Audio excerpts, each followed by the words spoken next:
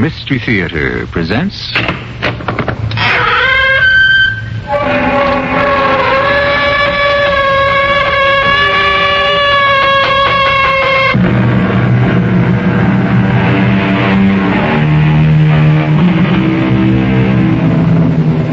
Come in. Welcome. I'm E.G. Marshall. A medieval German philosopher once sagely remarked that there is no place on a cart where a fifth wheel can be used. And yet, it would appear that life itself abounds in what might be considered fifth wheels.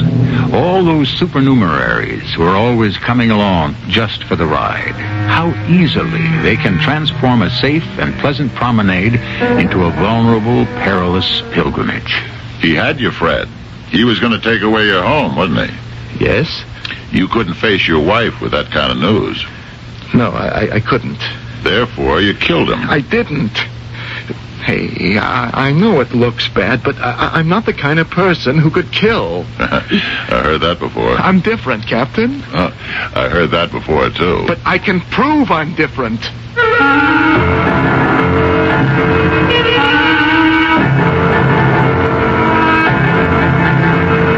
Our mystery drama, Natural Sugar, was written especially for the Mystery Theater by Sam Dan and stars Fred Gwynne.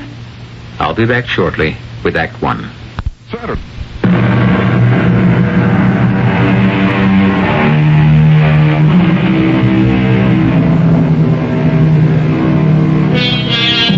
For 3 years, the theater has been packed. The play could probably run forever. It's a pretty good mystery story. But it happens to star Emmett and Louise Brundage. And it doesn't matter what they do. They could even, as the saying goes, read the telephone directory to standing room only. We are watching their play approach its climax. They are alone on stage. He sits with his back to her in an easy chair facing the window. She is at the table pouring a cup of tea. And of course you want your own special sugar, my dearest. He nods his head. She picks up a paper sugar packet. There's a gasp from the audience. They know it contains poison. Breathless, they watch her tear it open and pour the contents into his cup. Here you are, my darling. He needs that cup of tea. He drinks with appreciation. Suddenly he stops. There is a look of terror on his face. He tries to speak. He cannot. The cup and saucer drop from his trembling hands. He pitches forward, falls in a crumpled heap on the floor. In a few moments, the audience recovers from its shock. We hear the applause as the curtain falls. Oh, darling, with hams so expensive these days, should you give so much of it away for free? Ready for your bows now. How about it, Mr. Brundage? Emmett, get up so we can take a bow. Are you going to lie there all day? Emmett? Hey, what's wrong? Fred, don't raise the curtain. Hey, what's the matter? Get a doctor.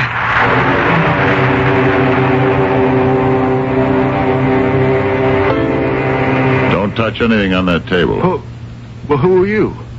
And what are you doing backstage? I'm Captain Altman of Homicide. Homicide? And, who are you? I'm Fred Bantam. I'm the stage manager. I see. Just, exactly what are you doing? I'm getting ready for tonight's performance. Even if Mr. Brundage can't go on, his understudies are... Mr. Brundage is never going on again. What do you mean? He's dead? He's been poisoned, which is why I'm here. Poisoned? Are you sure? Well, I suppose you must be.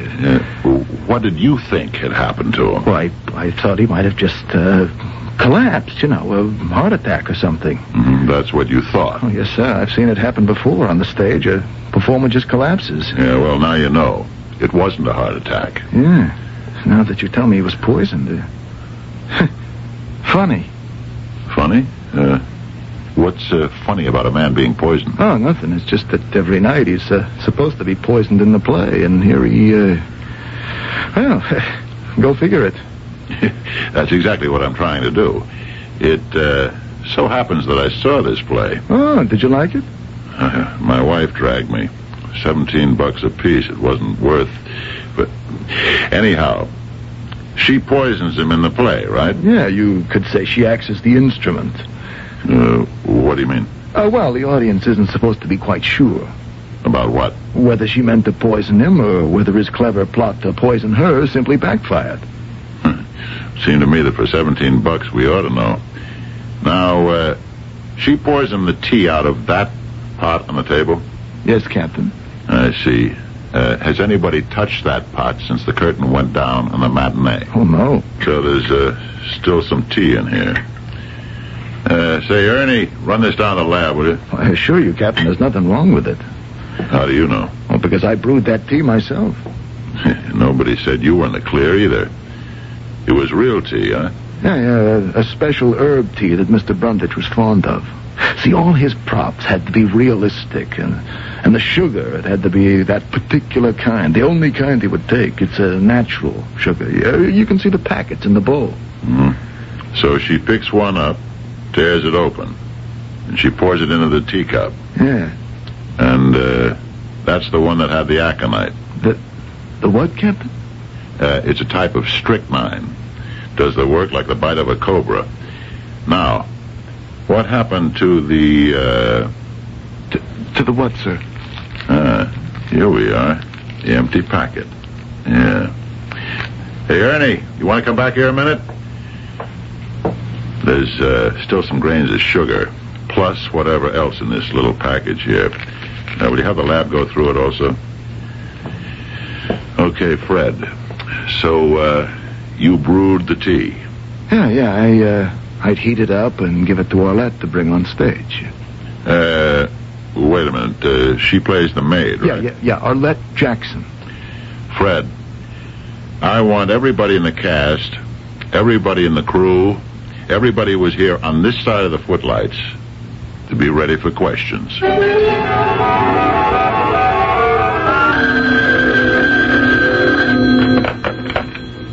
Captain Altman? Yeah? Okay, thanks. That was the lab. The teapot's clean, but the sugar packet was loaded. So now, Fred, how did they get there? I don't know, Captain. Who bought those packets? I did. See, we played 8 performances a week, and Mr. Brundage would use one for each performance. Now, they come 24 to the box, so I'd make sure at least every 2 weeks to... So where did you buy them? At the Aquarius. Where? Oh, that's a health food place. That's all Mr. Brundage would ever eat, health foods. So I'd open the box and place the packets into this little bowl on the table. I'd just have to remember to keep the bowl full. I see. So, how did the aconite get into one of the packets? I don't know. Mm-hmm. Is everybody here? Yes, sir. Oh, except for Louise Brundage. She's home. The doctor has her under sedation. Send in this, what's her name? This, Arlette Jackson. Yes, sir. Isn't it just dreadful, Captain? What do you know about it, Miss Jackson? Oh, nothing. I was watching from the wings, and I saw him drink the tea, and he fell down dead. It's awful. And you say it was murder?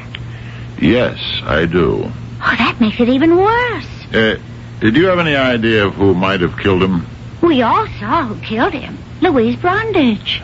What I meant was, you have any idea who would want to kill him? Oh, she would. Mrs. Brundage, why?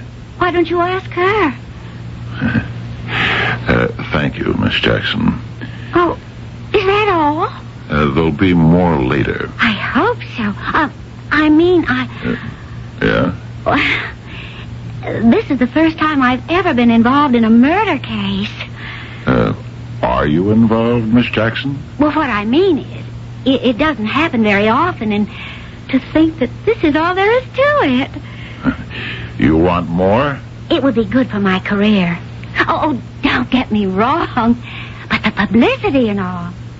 Oh, I can just imagine how this sounds. Can you really? Cold-blooded, callous and insensitive. But, you see, my name will be in the paper, and I'll be interviewed on all the TV news shows. Uh-huh. It's the publicity break I need. Mm-hmm. The break I've waited for all these years. Getting back to Mrs. Brundage, why do you say she might want to kill him? Because he was going to leave her. He was. Why? Because he'd found another woman. Who? Me.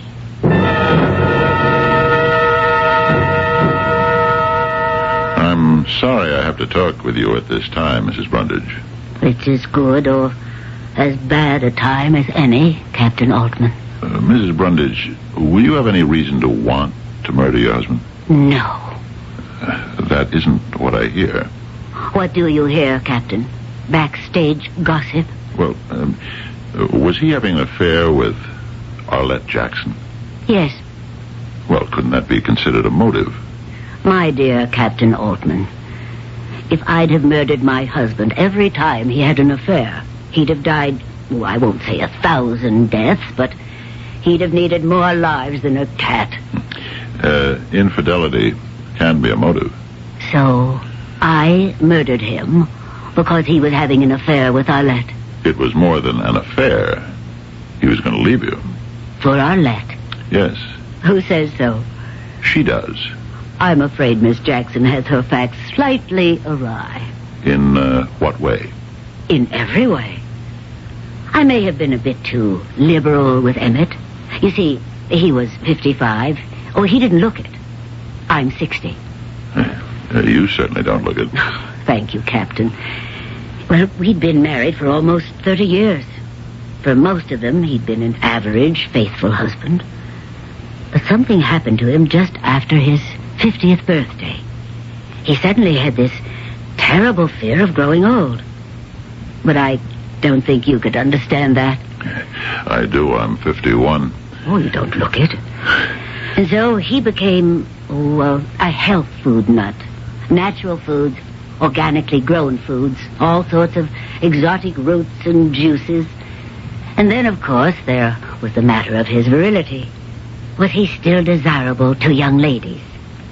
Well, you never know until you try. Wouldn't you say, Captain?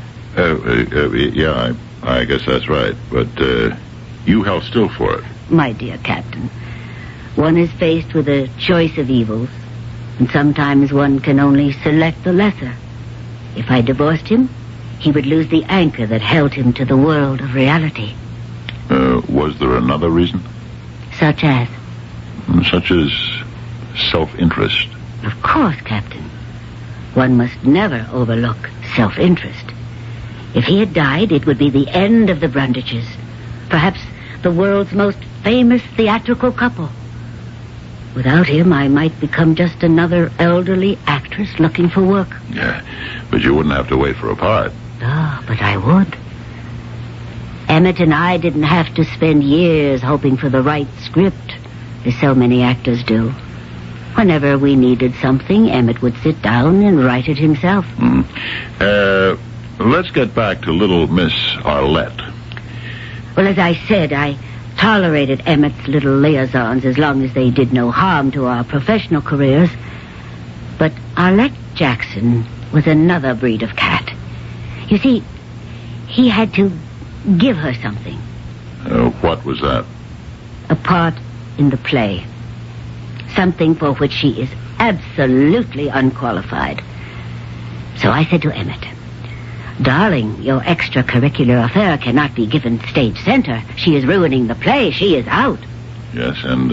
Whatever else he is, or was, Emmett Brundage was first and foremost an actor.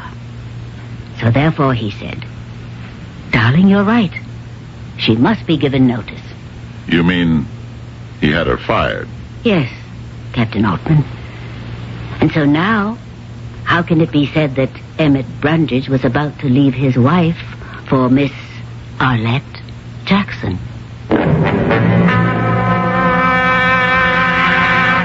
I don't know. I need a little more to go on. What do we know so far? We know we have a man who has what appears to be quite a formidable wife.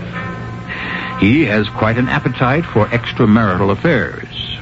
these would appear to be mutually exclusive, as indeed they were. Now, what we must do in Act 2 is try to discover who did the excluding.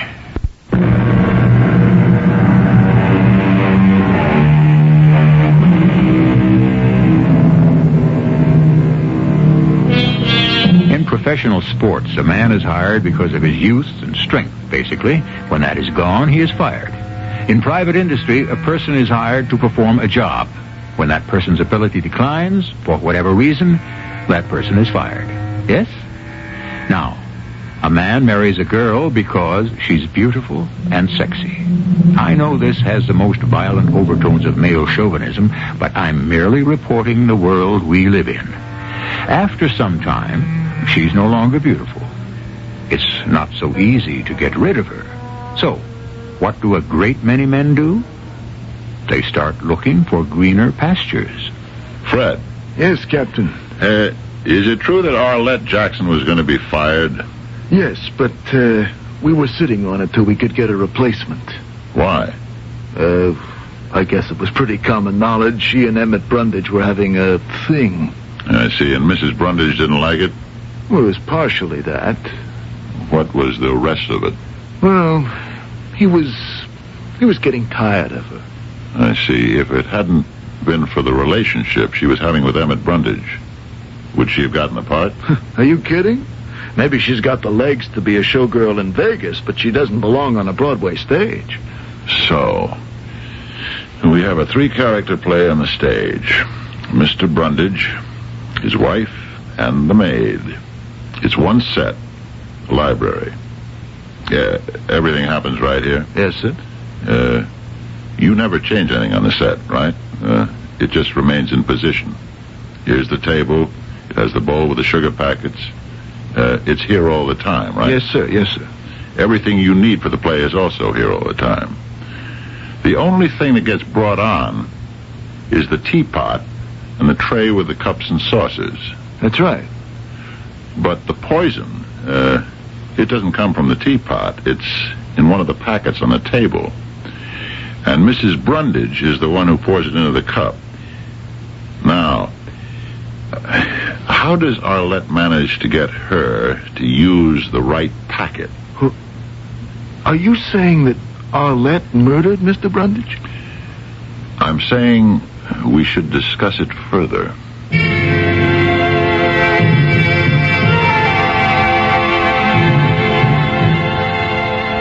You weren't telling me the truth, Miss Jackson. About what, Captain? First of all, you implied that Louise Brundage poisoned her husband because he was going to throw her over for you. It's true. I'm not too sure about that. I understand he got you fired from the play. Who told you that? Well, it doesn't mean anything. I see it doesn't, huh? No. You see, it was all kind of a cover-up. For what? He was crazy about me. There wasn't anything he wouldn't do for me. That doesn't seem to square with the facts. What facts? The cold, cruel facts of life, Miss Jackson. A, he fired you from the play because his wife ordered him to. B, according to the best available information around here, he was getting tired of you anyhow. Do you want to hear what was really going on? What? Well, to begin with, you're a man. Who'd you rather come home to, me or an old bag like Louise? Miss Jackson, Louise Brundage has certain charms. Oh, yes, but she's had him too long. He wasn't in any position to cross her. Oh, not yet. And why is that? Well, they had this kind of magic. You know what I mean. It was worth $1 million a year. He wanted to do one more play. Yeah? Well, he was writing it. It would be a play in which the wife would commit suicide and the guy would fall in love with this beautiful young girl. You get it? Go on. And in the end of the play, he would have such a great scene with the young girl that the public would want to see the two of them together again. We would be perfect foils for each other. Mm-hmm. All this he told you? Yes. Stick around. I'm going to want to talk to you again.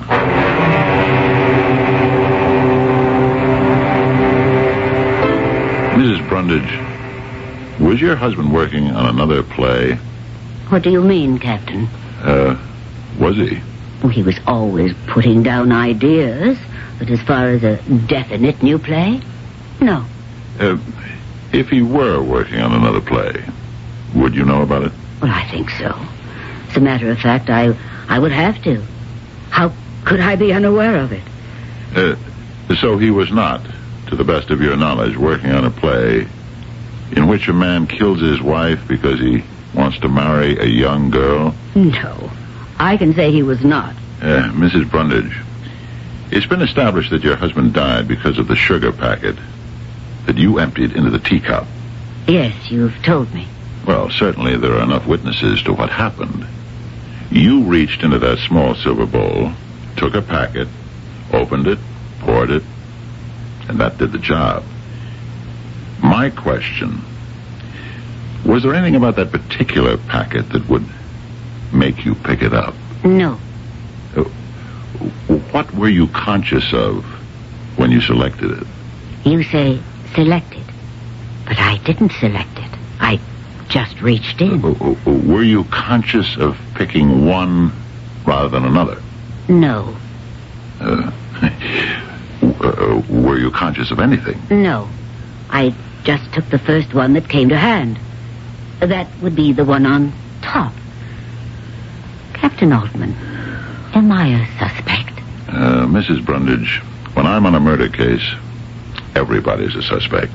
Would it make sense for me to kill my husband in front of 800 witnesses? No, it wouldn't make sense, but maybe you're counting on us to believe that. You don't do much for a person's ego, Captain. I'm not in that business. Let's go through motives. You had one, the betrayed wife. Arlette Jackson had one, the spurned girlfriend. What other motives do we have? Oh, there were a great many people who disliked Emmett. Yes? Mostly because he was successful. Did any of them dislike him enough to kill him? What is enough? Beside you, who would gain by Emmett's death? There's always that, isn't there? Money. No matter what you hear about love, money and what it can buy is still the number one cause for homicide. You might continue your discussions with Fred Bantam. The stage manager? Yes. He's been a stage manager for a long time. And he has dreamed that stage manager's dream, to become a producer. Some time ago, he needed some front money. What's that? Money to get started on a production, to option a play and get various things in motion. Mm-hmm. He needed about $10,000. He asked Emmett to invest, but Emmett said no. He'd lend him the money. $10,000, huh? At a pretty good rate of interest. Emmett was quite shrewd about his dollars.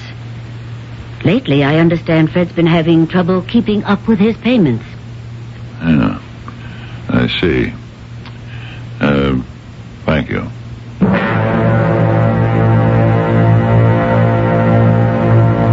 Fred, look at the silver bowl with the sugar packets in it, will you? What about it, Captain? Now, you generally keep it pretty full, right? Yeah, we can't take a chance on running short. Uh-huh. Somebody had to prepare a packet. The one here that we had analyzed at the lab, grains of the poison were still in it. What he or she did was to carefully slit the packet open, slip in some of the poison, and then glue it together again. If you look closely, you can see where it was done. Now, if Louise Brundage did it... are you accusing her? I said if. She'd have known which packet it was. But if Arlette is guilty, how would Arlette get her to pick up the right one? Are you accusing Arlette? Or, how would you get Mrs. Brundage to pick up the right one? Hey, are you accusing me? Not much of a problem. You or Arlette would place the poison packet on top of the others, the very top one. That's the one she'd automatically pick. Now, If accidentally her fingers might brush it aside this performance, then the next one. Sooner or later, it would happen. Now, look. You just accused me... You're the stage manager. And you also had access to the ball. Well, if you're going to go that route, there's the carpenter, the electrician, the stagehands. All kinds of people move around backstage. I'm talking about people who had motive. Well, I didn't have a motive. You didn't owe him $10,000 plus interest? Well, sure, but that's no motive. It could be if you don't have the money to pay him back. I was... All right. I was having some problems. Mm-hmm. I bought a copy of this show business paper. There's an article in it. It says you dropped a bundle of money on a little project for Broadway. Well, that isn't true. You're saying the article is false? It's an exaggeration. It wasn't a bundle. But it was money. Well, sure, it was money. And did Emmett Brundage read this? He heard about it. And was he angry? Yeah, you could say he was. I would assume his point was, if you could raise money for a project, you could have raised money to pay him back. That's right. Did he get tough about it? He was going to get tough. How tough? We own this piece of property up on the lake, my wife and I. It's worth maybe $10,000-$12,000. But it's the one thing my wife would never part with. She's got this dream of building a cottage there when I retire. Mm-hmm. And he could make you sell it. Yeah, he could. I'd put it up as collateral. And you just couldn't face your wife with that kind of news? No, I couldn't. So, you killed him? No, I didn't. Come on, Fred. Look, I know it looks bad, but I didn't kill him. I'm not the kind of guy who could kill anybody. I've heard that before. Yeah, I know you have, but I'm different. Captain, I can prove I'm different.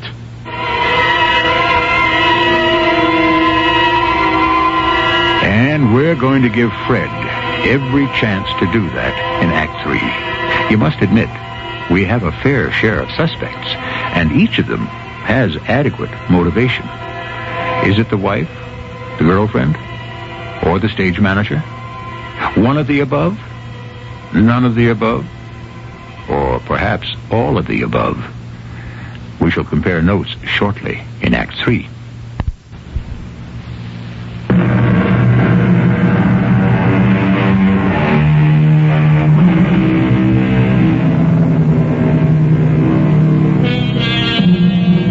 There is a certain debt that cancels all others. It may be a debt of honor or a debt of money. It may be a debt of love or a debt of hate. But given the time and the place and the temper, it becomes the debt that must be paid in blood. Only life itself can satisfy the claim. It happens because the debtor forgets that a man or a woman can be pushed just so far and no further. I couldn't kill anybody, Captain. I swear to you, I'm not a killer. Sure. You gotta believe me. It's a fact. Look at me. What am I? You're a stage manager. That's right. And it proves my point. I can tell you more about the theater than anyone around. Modesty, I see, is not one of your faults. Ask people. I have taste. I have an eye for talent. Everyone always wants my advice. I know. You want to ask me, I'm so smart. How come I'm not rich? Consider it asked. It's because I've got everything you need in this business except the one thing you can't do without. The killer instinct. I'm a nice guy. I don't move in. I don't set people up for the kill. I don't take advantage of their misfortunes. I don't drive a hard bargain.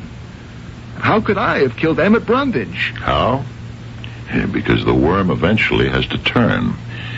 Somewhere along the way, Brundage takes a stand. And if that real estate means what it did to your wife, you'd have to kill for it. No. I've seen guys like you. The little woman's been picking up the tab for all those busted dreams of yours all these years. She's been doing without. She's been living on hopes. You just couldn't face her with what you'd done. That's right. I couldn't. You had to kill him. There was no other way. Oh, yes. Yes, there was. What? What's making that bulge on your hip underneath your coat? What? That's your revolver, isn't it? I bought one, Captain. I was trying to work up enough nerve to kill myself. And then this thing happened. Yeah. So what? You're still not off the hook. The debt's a part of his estate. You still owe. Oh, I know, but she's a lady. She won't press me. Excuse me, I'll have to answer that. Backstage, Jefferson Theater. Oh, yeah, just a minute. Captain? Oh, thanks. Captain Altman, yeah? She what? Yeah. Okay, I'll be right there. Well, looks like your lucky day, Fred. Arlette Jackson just confessed to the murder of Emmett Brundage.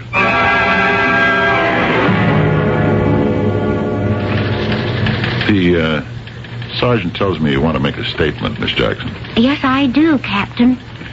Why did you kill Emmett Brundage? You know why? I do. Well, you even told me. Because he used me. How did you kill him? You know how. With the poison sugar packet in the bowl. But you're not the one who had to pick it up. And open it and pour it into his tea. That's right. So, how could you make sure Mrs. Brundage picked up the right one? Any of them could have been the right one. Just how is that? I got hold of enough of that stuff to make up about half a dozen packets. Just before the show began, I emptied the bowl of the real sugar packets and put the poison ones in. So, whichever she picked. I see. After the show, I was able to sneak the poison ones out and put the other ones back. But weren't you afraid you might be arrested later? No. I thought she'd be blamed. Well, you know, the jealous wife angle. Just why do you want to confess? Why? Because I'm guilty, that's why. I thought I could get away with it. But I've got a conscience. It would bother me too much. All right, Miss Jackson. Ernie, get a typist in here, will you?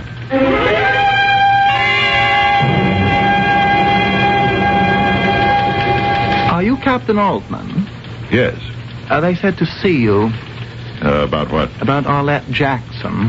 What about Arlette Jackson? Excuse me, my name is Leon Dupre. I was Miss Jackson's agent. Strictly speaking, Mr. Dupre, that is, my department is all through with Miss Arlette Jackson. You may be and you may not be. It all depends. On just what? She did not kill Emmett Brundage. She says she did. Miss Jackson is a young lady who says a great many things. Why do you say she didn't kill Brundage? I think you have to know something about Arlette Jackson. She's one of those very beautiful girls, and she thinks that her beauty is a substitute for talent. It may be in many forms of show business, but not in the legitimate theater. Why are you telling me all this? Actually, Captain, I'm doing some of your work for you. She wanted our office to represent her. I said, I'm sorry, I didn't feel we could get her any work. She said, I can get a job just like that. And she did, quite a plum, in this play with the Brundages. Go figure. So we took her on. But then, of course, the bubble burst. He was going to fire her. Which was her motive for the killing? I met with her a day or so after Brundage was poisoned. The play was finished, and so was her alleged career. I tried to explain it, but she wouldn't listen. She kept saying, Leon, I'm going to get $1 million worth of publicity. You'll be swamped with offers from Broadway, Hollywood, TV. I'll be your biggest client. And how are you going to get all this fantastic publicity, I asked, and she said, wait and see. Then, a few hours later, she confessed to the crime. And you're saying she did it as a publicity stunt? Absolutely. Surely she understands this is a serious business. She can be tried for murder. She only understands what she wants to understand.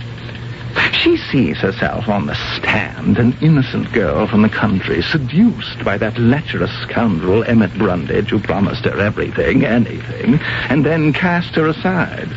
She thinks the jury is going to give her a standing ovation.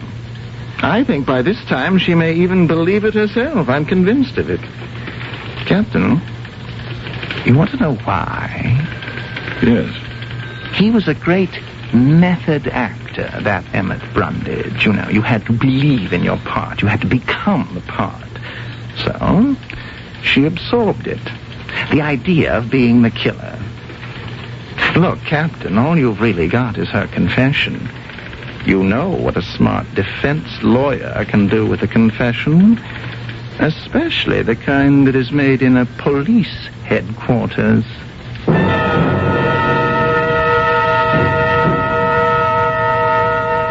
And so, Rex, if you think I'll put up with your insufferable patronizing just for the hope, the remote possibility that you'll favor me with a smile, an occasional kiss, permit me to tell you in no uncertain terms that the answer is yes.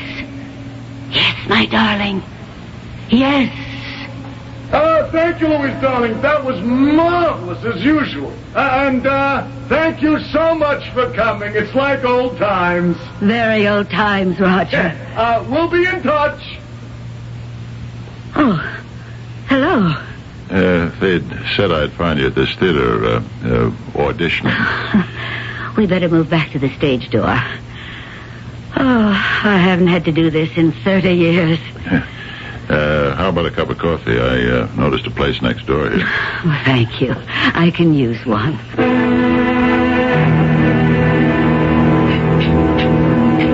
Back to the grind so soon, huh? Well, I have to keep working. Besides, the rent has to be paid every month. Oh, I thought you and Emmett were pretty well fixed. Don't believe everything you read about show business salaries. You were looking for me, Captain. Yes.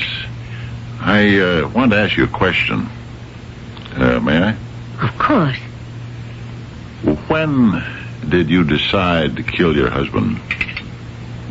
How neatly you phrased that, Captain. Not did I, but when did I? Would you like to answer it? I don't have to, unless I'm formally charged. And even then I wouldn't be required to. I have a feeling you want to answer. Do you? Why? Fred Bantam said it, but he didn't have to. It's obvious. You're a lady. Thank you.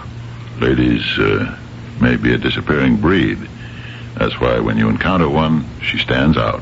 What is the purpose of this flattery? It isn't flattery, Mrs. Brundage, if it's the truth. You are going to confess to Emmett's murder. But Arlette Jackson has already confessed. You and I know that Arlette Jackson is a kook.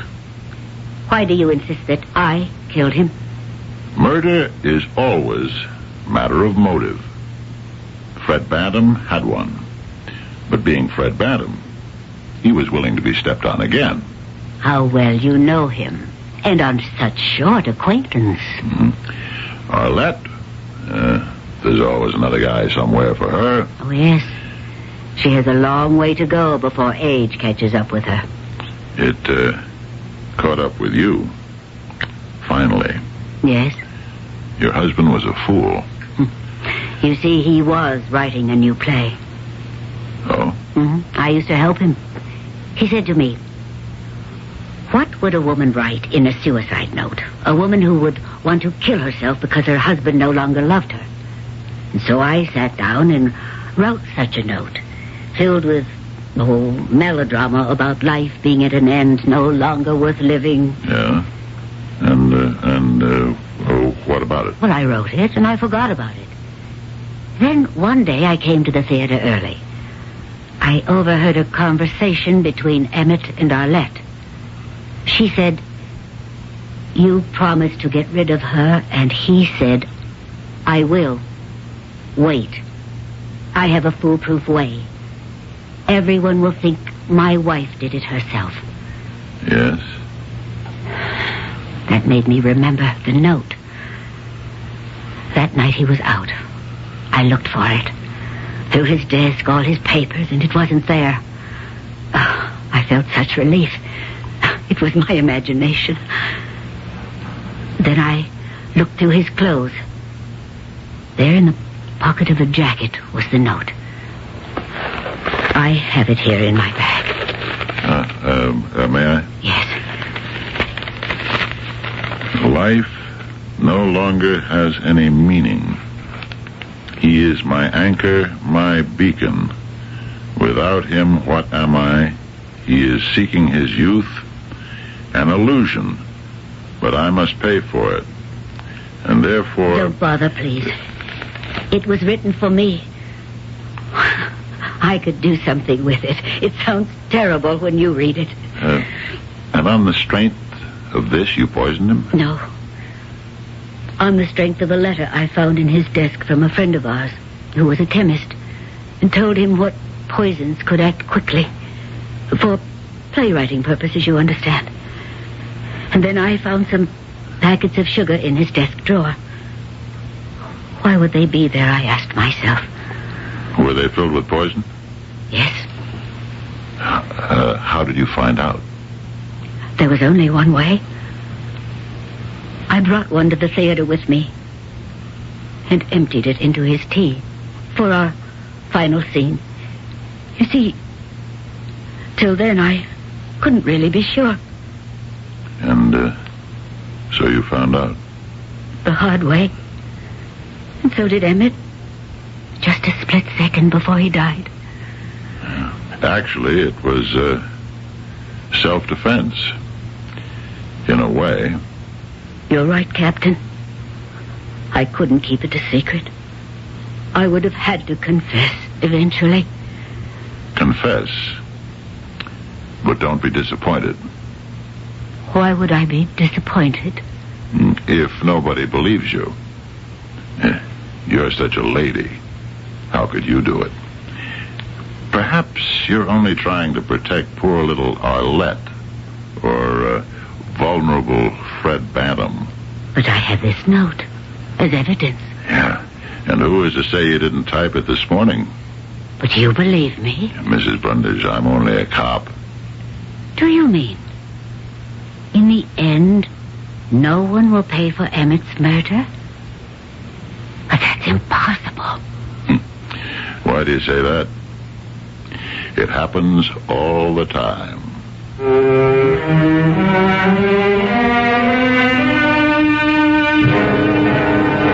It does happen often enough. We have all sorts of unsolved crimes for which no one ever seems to pay a price. And one way or another, they find their way back into the rear of the files, where they gather dust until someone needs the space. Then they are put somewhere else, where eventually they are lost or destroyed, and life goes on. I shall return shortly.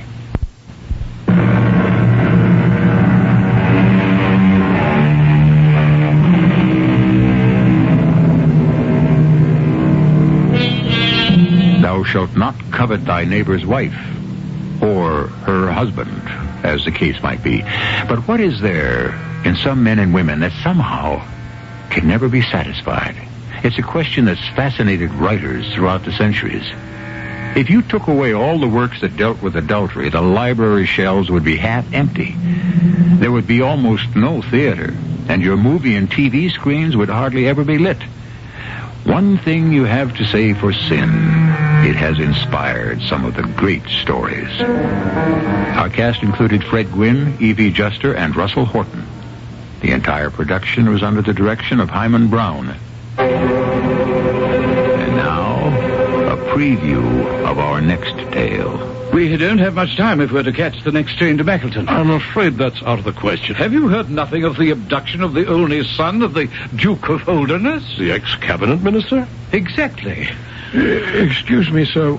What have you to do with the abduction? My dear Watson, Dr. Huxtable is the headmaster of one of England's most exclusive schools. It's only logical to assume that the boy was taken from his school. We tried to keep it out of the papers, but last night the Globe printed some rumors which I thought might have reached your ears. I'm well aware that the Duke is one of the great men in the kingdom. Oh, and one of the wealthiest.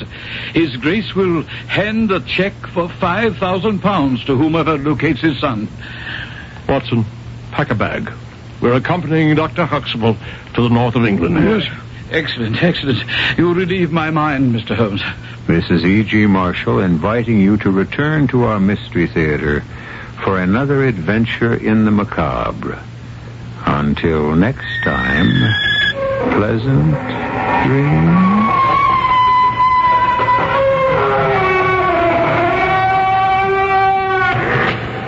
This is WOR in New York.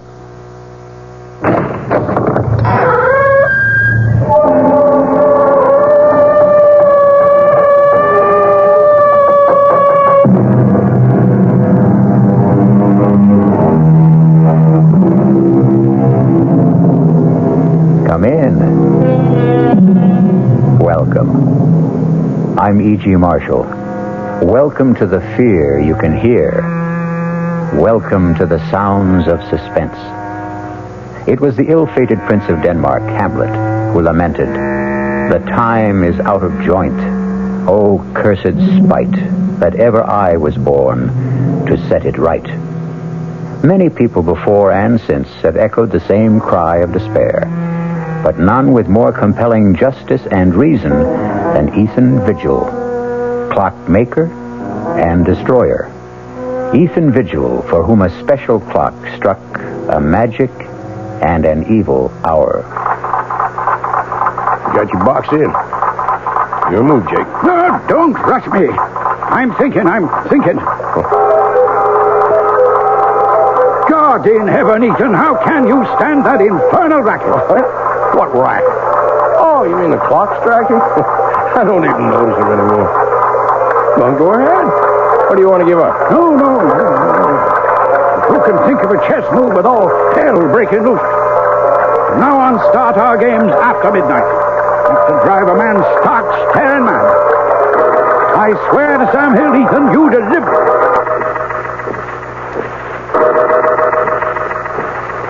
The only two living things left in the room at that terrifying moment, as time stood still, were myself and that damnable machine.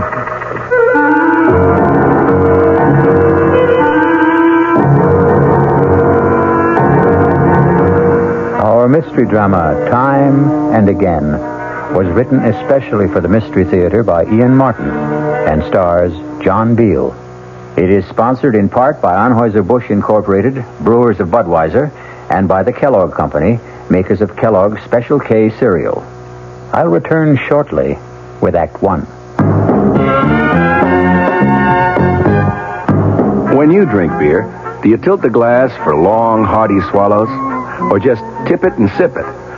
Well, sipping's the thing for wine. But Budweiser beer is a hearty drink, brewed for zest and character. The best way to enjoy Bud is to drink it.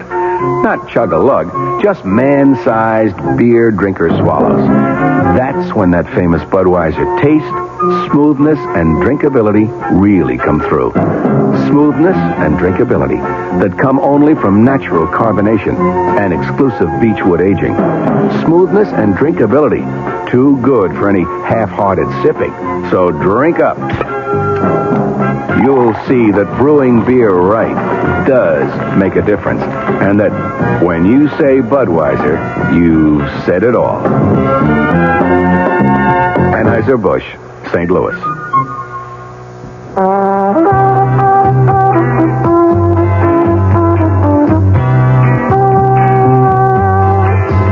No matter what you're saving for, that's what Suburban Savings for Suburban.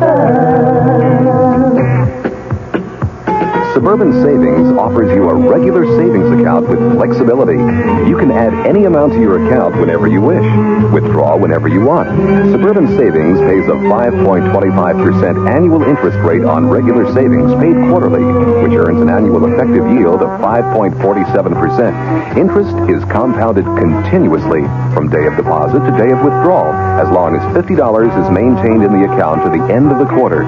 Come into Suburban Savings and open an account with flexibility. Our regular savings account in New Jersey at Bayonne, Edgewater, Elmwood Park, Emerson, Hackettstown, Morris Plains, Nutley, Paramus, and Sparta.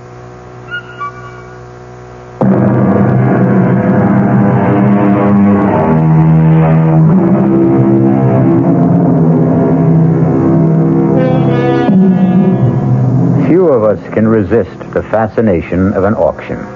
And I'm no different than most, which is how and why I happen to possess this curious document, which reveals a bone-chilling account of how many lives were lost so uncannily and eerily to the inhuman demands of what Ethan Vigil called that damnable machine. The tale I'm about to tell... No, wait. If you can manage to decipher his cramped longhand, let Ethan Vigil confess for himself. I, Ethan Vigil, clockmaker by trade, am writing this in case, when the moment comes, I fail to destroy the hourglass clock. For if I fail, someone must destroy it. Kill it. End its ghastly existence before God knows how many innocent people will die to satisfy its insatiable thirst. The clock itself came into my possession more or less by accident. I was working late at my shop one night about a year ago, and I heard it tapping on the closed glass door. Nation, some people can't read signs. Darn fools like to break that glass. Stop that! Can't you see I'm closed? Hey, Governor, please, let me in. No, get on with you. You won't be sorry. Give me a chance. I'll give you the chance of a lifetime. Look. It was raining heavily, the water streaming down the glass, but the object he had drawn from the cover of his pea jacket drew my eyes like a magnet. It was a clock, the like of which I'd never seen. It was shaped like an hourglass, with a strange appearing pendulum hanging in the lower half and the face in the upper half. In the place of the figure 12, at the top of the face, was the numeral 13. I had to see that clock more closely. Oh, bless you, Governor. You're a lifesaver, you are. What do you want? Oh, I want you to have a look at this here clock. The clock is the only reason I let you in. I'd like to have a look at it myself. Let's take it over to the bench. You want this clock repaired? I want to sell it to you, is what I want. I hope I don't regret this, but come on to my place in the back. There's a fire in there to dry you up a bit. You better back up to that fire. Where'd you get this clock? Why, it came into my possession when its owner died. Does it run? Well, now, that there clock, it doesn't run. I'd be the first to admit it. I'll give you $20. Oh, now, look here. $20. Take it or leave it. Well, I may be down and out, but I know a good thing when I see it, and I don't intend to be taken advantage of by somebody There doesn't seem to be any question of who's being taken advantage of. Harriet. Ethan, who is this person? He's a customer, more or less. This is my sister-in-law. It's near on to midnight, and my poor sick sister is pining upstairs for her husband to bring her a little faith and consolation. Oh, now, Mom, I certainly am sorry to intrude on family problems. Then don't. Ethan, get rid of this man. You better go. Yeah, but what about our business and the clock? Well, $20 is all I have to my name. I'll take it. Don't you do it, Ethan. Oh, mind your own business for once, Harriet. I had little doubt my sailor, who called himself Harry Stubbs, had dubious title to that strange clock. But like all collectors, to own something totally and unreservedly unique is an overriding obsession. Is he gone? Yes. Oh, just look at this place after you had that derelict in here. Lights on all over the place, eating up money.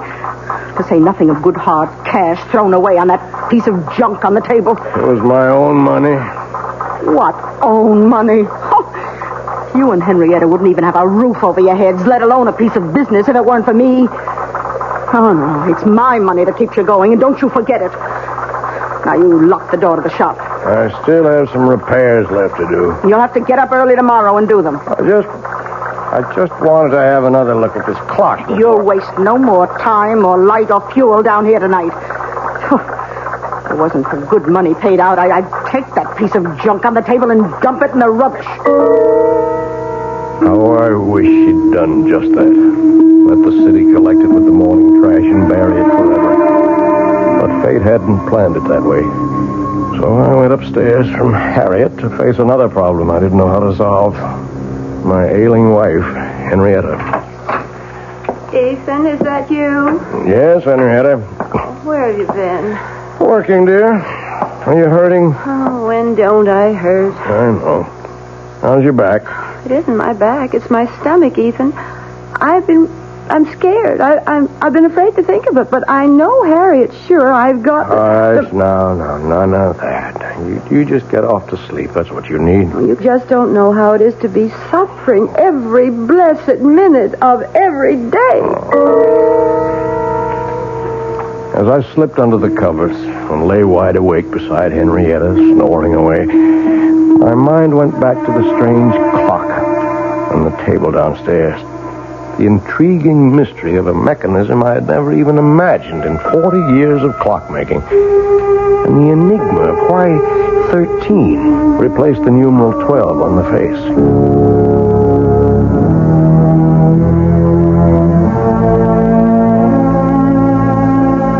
All the next morning, between my infrequent customers, I puzzled and poked and tried to reveal the workings of this bizarre clock. But by 1 o'clock in the afternoon, when I was completely stymied, my wife surprised me by coming out to the bench in her bathrobe. Henrietta, what's wrong? I've been calling for someone. Where's Harriet? She went to market. I'm sorry, I didn't hear you. Oh, I've got those blinding headaches again. Could we send for Dr. Royce? Is that the old clock that Harriet told me you threw away hard-earned money on? It's a very valuable antique, an original, and it was my money. Does it run? No. And what good is it? It's worth $20 as it is, at least. In working condition, it could be priceless. Oh, can you fix it? Oh, I don't know. Why not? Well, look at it, Henrietta. Have you ever seen anything like it? First of all, the hourglass shape of the case. What's inside? Well, that's the problem. Except for the 2 round glass windows. And they're not even glass. I don't know what they are. What window? Well, the one for the clock face in the upper cup, if you want to call it that, and the one in the lower inverted cup, where you can see what looks like a pendulum. Oh, can't you shake it and get that to swing? That doesn't seem to be the way it's activated. It's quite stationary. Funny lopsided shape. Maybe it melted or something. Can't you get into the works? Well, only through this lid on the top. Now, look. There's all you can see of the works. Very old. Wooden gears, wooden pinions, wooden axles. No way to lift it out. I can't even get my hand in there to try. Well, let me. It's so silly. There must be some way to... Ow! What is it? Look what your silly old clock has done. What's the matter? My finger is bleeding. It felt like something bit me. Oh, come on, let me see. It's just a scratch. Scarcely drew blood. Just the same, I'm not taking any chances with that dirty old clock. I could end up with blood poisoning. I'm going to run this underwater. Now, you get me a bandage and some disinfectant. All right, with you. I was suddenly aware that the clock was running. And its beat was the sound of the human heart. But Ethan didn't follow his wife right away, because suddenly he had become conscious that the dead clock had come to life, that it had started to record time again, and that the sound of its beat was very different from all other clocks. It was a sound akin, if not completely similar, to the beat of the human heart. I shall return shortly with Act 2. And now another tale of the ball and chain. At Kellogg's Special K presents the good, the bad, and the heavy. Why is that cowboy wearing a ball and chain? Because carrying around extra pounds can be just like carrying around a ball and chain. How symbolic. What will it be, senor? Give me the Special K breakfast. Here you go. For a Special K, it's milk, orange juice, and coffee. Say, don't I know you from someplace? You probably don't recognize me with my ball and chain. I used to be 10 pounds lighter, but I'm getting back that way by exercising and eating smart at every meal. Starting with this here Special K breakfast. What's so special? It's less than 240 calories. calories, 99% fat-free, and delicious. It's going to help me get rid of the sheer ball and chain. I bet your horse will be glad to hear that. Another ball and chain fights the dust. Your happy ending could begin with the Kellogg's Special K breakfast. That's Kellogg's Special K. That's right. Good night. This is WOR New York, your Mystery Theater station.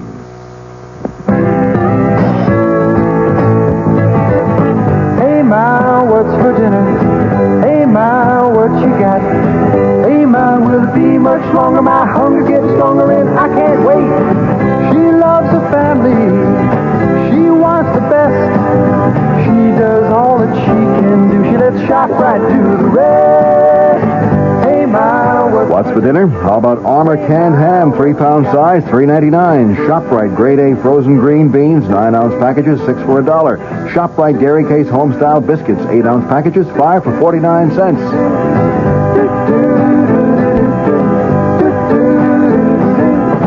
She loves the family. She wants the best. She does all that she can do. She lets ShopRite do the rest. Hey, Ma, what's for dinner? ShopRite has the answer.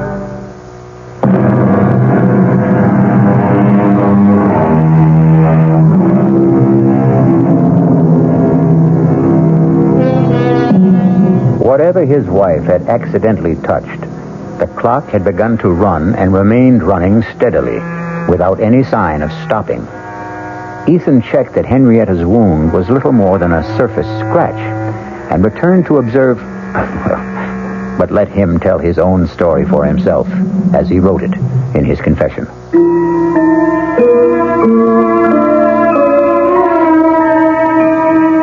My examination of the clock as it ran made it even more of an enigma. Behind the face, beneath the lid, the gears I saw engage, second by second, operated the hands that told the time. What motivated them was obvious, the strange mass that I had supposed a pendulum weight, but which now, quite clearly, was a diaphragm or pump, opening and closing to create energy, in a motion like a human fist, or... Yes, suddenly I knew why the irregular shape was familiar, like the human heart. But what, in turn, motivated that, or fueled it, was the ultimate mystery. Everything about this clock was different, exotic, strange. Even its chime for the hours, plangent, plaintive, almost the sound of a human voice. I watched it irresistibly all day, all during the night, while I waited for Dr. Jacob Royce to come and examine my wife. Even while I waited for the result of that examination. What the devil are you doing out here, Ethan? Oh, I'm sorry, Jake. Just observing this clock. It's got me mesmerized. How's Henrietta? Oh, what am I going to tell you, Ethan? Same thing as usual. Yep. Not a trace of any physiological problem. Never is. Oh, there's a name for it if it's of any help. Chronic inadequate. Someone who just can't handle the simple process of life and has to make excuses for it. I'd better go up to her. Oh, there's no need. I gave her a sedative. Won't hurt her, but it might do you some good. Come on now. Let's play chess. If I set us up out here, all right? With all those clocks rattling away. I want to keep my eye on this baby here. If you can't sit up with one sick friend, you gotta sit up with another. And for the next 10 or 15 minutes, I did forget the clock that was to haunt the rest of my days. Inexorably, as we concentrated on the chessboard, all of the clocks ticked on towards 12 o'clock. And the moment when the explanation of that substitute number 13 was about to be made by the clock itself. Don't think much of your king's pawn variation, Jake. Got you boxed in. Your move. Don't rush me. Don't rush me. I'm thinking. Good Lord, Ethan. How can you stand that infernal racket? Oh? What racket? Oh, you mean the clock striking? I don't even notice them anymore. Go ahead. Or do you want to give up? No. But who can think of a chess move with all hell breaking loose? From now on, we start our games after midnight. Enough to drive a man stark, staring mad. I swear to Sam Hill, Ethan, you deliver. After the 12th stroke of the hourglass clock's chime, there was no sound but the beat of the clock and my own heart. Everything else had stopped dead. My friend's mouth was frozen in the act of speaking.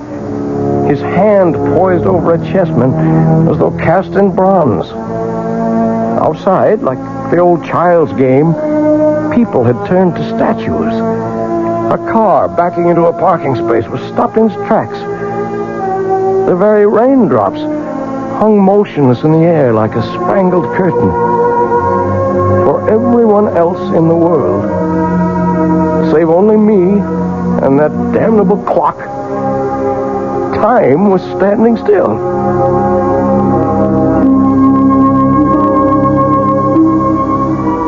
The next hour was a strange delirium. My brain raced with new ideas for achieving my lifelong dream, a perpetual motion timepiece. My legs were as supple and tireless as an 18-year-old's as I climbed the stairs to look at my wife, frozen in the act of turning in her sleep. My sister-in-law caught in the middle of a snore. Towards the end of the hour, I returned to the shop.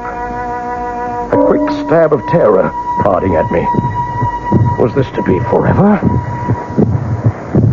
Poor Jake still sat in the middle of the move he had started almost an hour ago. The hands of all the clocks pointed to exactly 12, except the hourglass. There, the small hand stood directly at 13, while the minute hand swept closer and closer to join it. With a sense of mounting excitement, I waited for their junction. Like the other clocks, my strange new one had only struck 12 before. Now I felt I knew the reason for 13. The extra magic hour of precious time that twice a day it offered to its owner. With bated breath, I waited for the proof. The missing chime. And then it came. Directly set us up here tonight to get me off my game. I concede. Don't you want some more time to think it over? Oh, it wouldn't matter if you gave me an hour to consider it. Tonight I'm too bushed to think. It's just 1 minute after 12. We've only been at the game 10 minutes or so, and I feel as if I've been here for 70. Is it really only 10 minutes? You're the clockmaker, Ethan. Look all around you at your little markers. Yes, you're right. So it's true. You feeling all right? Never better. Why? You look a little strange for a minute. Matter of fact, Ethan, I've been meaning to mention it. I'd like to have you drop around to the office someday soon. What for? Well, you're not as young as you were, you know. And you've been pushing yourself pretty hard lately. Want to make a date now? No, I'll call you. No, don't forget. No. Now, there's something I wish all my patients were as healthy as. 20 years since I started that old avocado tree in the window. And like Topsy, it just grew. Don't you believe it? Oh, it took a lot of tender, loving care. Watered just right, pinching it back, bringing it along to grow up right. Just like the child. I love that old tree. Well, listen, man's got to have something to love.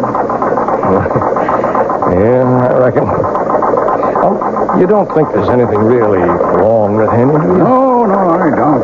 Just another of her eternal spells. Well, night, old friend. Rain stopped. Good night, Jake.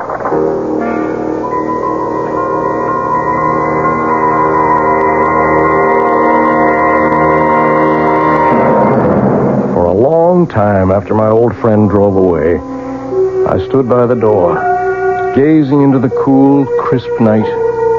I didn't notice the cold. I was too full of a kind of welling excitement inside me. What a gift that clock had brought me. The dreams were building like castles in my head. Why, I was richer and more powerful than a king. Well, now I knew, no matter what, that for 2 blessed hours every day, from now on, I was a free man. And the last thing I heard that night, as my head hit the pillow, was the triumphant beat of the clock sounding in my inner ear. Or was it the sound of my own heart?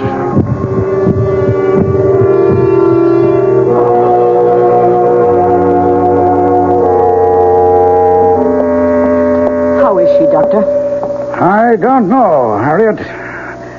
Now, I don't mean to alarm you, but I think we'll put your sister Henrietta in the hospital for a few days for observation. But what's the matter with her? Well, that's what I wanted to put her in the hospital for. Find out. Well, what do you suspect it is? I don't suspect it's anything. I just want to reassure myself. Now, why don't you go up and keep her company while I talk to Ethan? Oh, you won't have any trouble convincing him. I don't see why I can't take care of her. Well, you can't this time, Harriet. If you want to help, go sit with her. I'll make the arrangements with Ethan. How's Henny? I want to put her in the hospital for a few days, Ethan. Oh, she's that sick? I'm not sure. Whatever it is, this is not just one of her spells. I want her under observation for a while. Oh, whatever you say, Jake. I wish I knew what to say. I feel a little guilty. Ever since that night a few weeks ago when we were playing chess. What do you mean, guilty? Well, damn it, for 20 years I've been medicating her imaginary ills. I wonder if maybe I got careless that night. Huh? Well, there's no doubt that from then on, this debility, anemia, whatever it is, started. Well, I'll get along and make all the arrangements. I'll phone you when to expect the ambulance.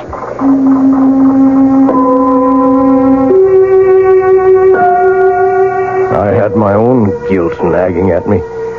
In the month since I'd discovered the secret of the clock, I'd thought of pretty nearly nothing else. I waited as eager as a child for those 2 stolen hours every day. Not only for the relief from Harriet's nagging and poor Henrietta's everlasting complaints, but for the lift, the joy, the youth and vigor that they brought me. For I'd gone one better than Ponce de Leon. For part of a day, anyway. I had found the fountain of youth. But a wave of shocks was about to jolt me back to reality. The first was Henny's being taken to the hospital. The second was the morning the clock stopped.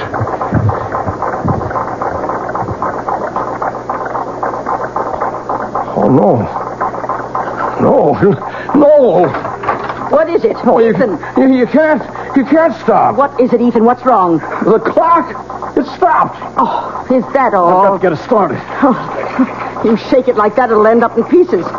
Good riddance. I told you it was a waste of money. Get out of here. How dare you talk to me like that? Oh, I certainly will. Nobody's going to talk to me like that, particularly not you. I was frantic. My golden hours of solitude gone. My extra gift of precious time and the rebirth of youth. I couldn't let them go. There must be some way to bring them back. Start that damned intricate mechanism again. Clock was dead. Its lifeblood somehow drained. Blood? But that's what started it in the first place. Maybe... Oh, damnation. Oh, let it ring. I've got to find something to... Oh, all right. Hello? Ethan, it's Jake. Oh, Jake. Look, I don't want to talk now. Oh, then you've heard. Heard what? About Henrietta. Oh, she's not... I just got back to my office and got a message from the hospital.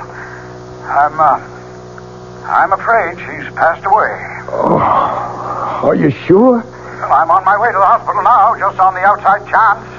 Better meet me there. I'm on my way.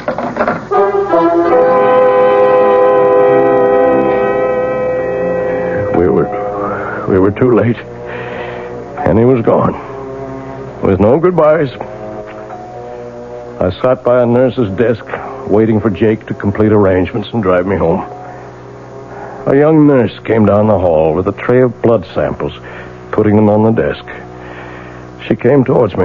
Mr. Vigil, Yes, nurse? Dr. Royce asked me to tell you he'll only be a minute or two. Oh, thank you, nurse. As she walked away, my eyes following her blindly, then I was looking at that tray of blood samples. Blood. It was Henny's cutting her finger that started the clock. Would that be the answer? I acted without thinking. In a moment, I had slipped one of the tubes into my pocket. And I was back in my seat before Jake came striding down the hall.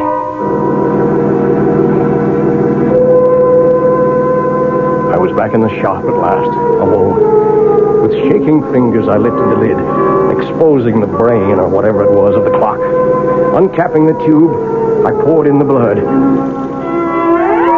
looked at the dial. The hands were spinning around to the proper time. And then the clock was alive again. Its heart was beating.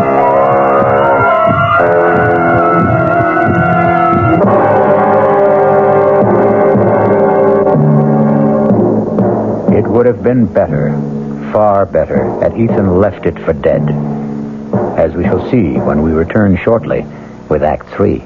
We knew we had a good thing going, but we're absolutely delighted that you know it, too.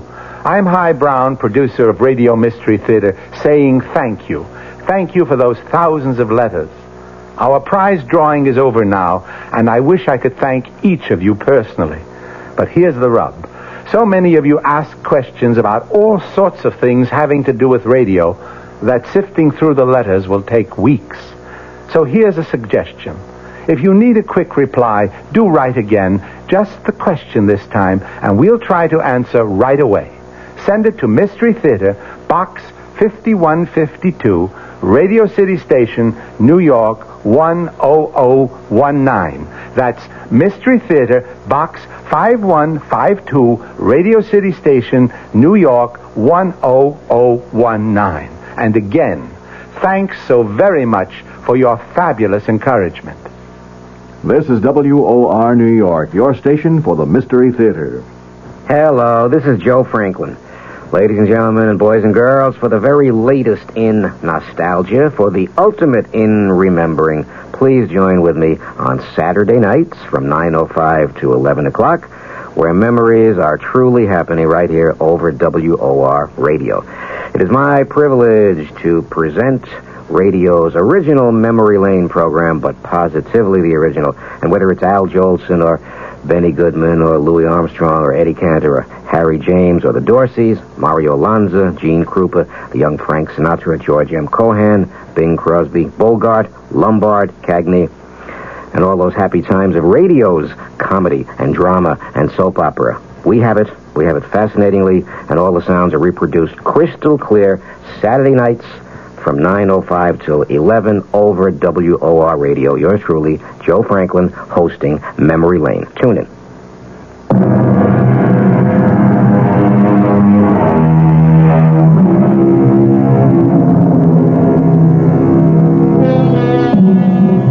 Which of us could resist the temptation of perpetual youth? Or short of that, any extension of life?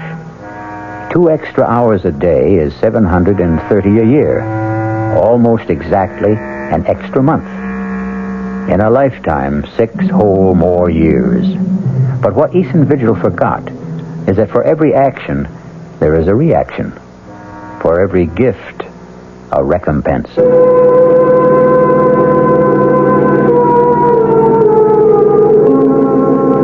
saddest part of my confession is that after my wife's death, I became completely blind to everything but my 2 periods of escape every day.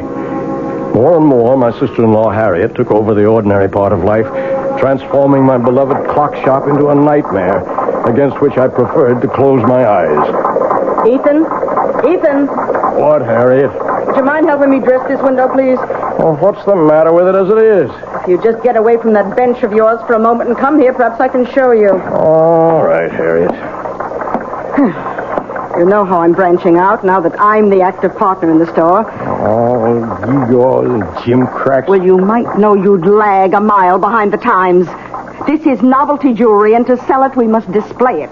Cheap claptrap. Now, first off, I want you to get this cheap, silly rubber plant out of the window. Rubber plant? That's my avocado tree that I grew with my own hands. Well, whatever it is, it takes up the whole window. I want it out of here. No, sir, not my tree. It needs the sunshine it gets. But what use is it?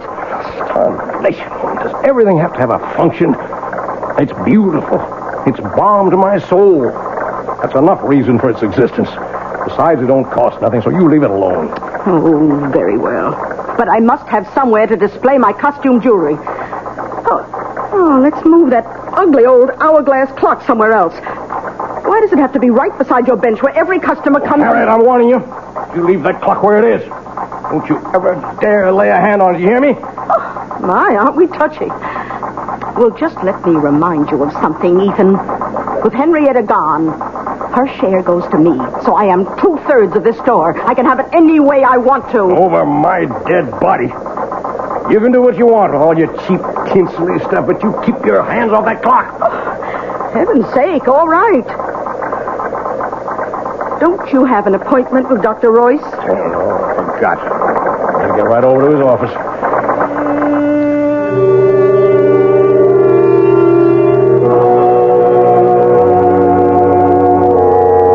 Okay, Ethan, you can put your shirt back on. I'm all finished examining you. Oh, what's the verdict? I couldn't be more pleased. You approve of the shape I'm in, huh? Well, before Henrietta died, I don't mind telling you I was plumb worried about you. Oh. Your heart was acting up. I didn't like your blood pressure. And there was a lump in your belly I could palpate big as a grapefruit. And now? Now I don't even need the x-rays I took. Know it before I see him.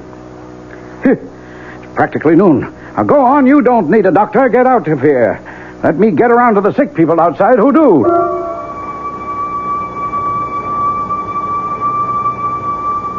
As I went into the outer office, I glanced at the electric clock on the wall.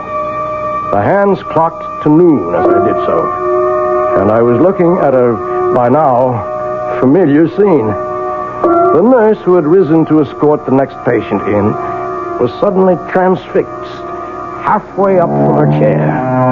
A child about to scream remained with face contorted, the scream not yet uttered. A thought crossed my mind. It was a month since I had fed the clock that first transfusion. I went into Jake's small lab, opened the refrigerator, I helped myself to a blood sample, and left.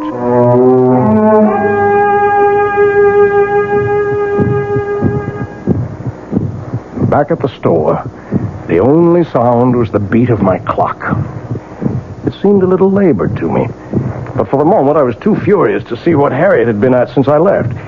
Draped all over my avocado tree were festoons of cheap tin and glass jewelry, and Harriet, the superior smirk on her face, was caught immobile in the act of adding more. I choked back my anger because suddenly, before I could move, the clock beat died. Why, Ethan, how'd you get back so soon?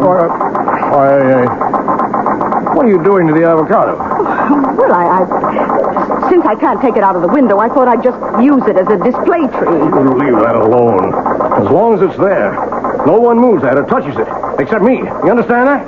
Well, you certainly don't have to be so abusive. Get out of the way. Get out of here. Leave me alone. Oh, when you're in a mood like this, I'm glad to. I'm sorry to tell you that your precious clock seems to be out of order again. I hope this time it's broken for good.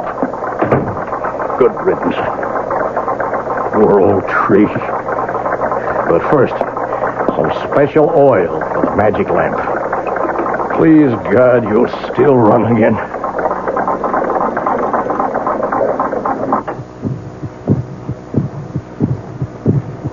And time stood still again. The pattern for the next months of my life was set. The part of it in my waking moments was only a necessary bridge between the long hours of infinite relief and accomplishment my clock brought me each noon and midnight. My designs for my perpetual motion mechanism were completed. I had already started to build it. That was my real life.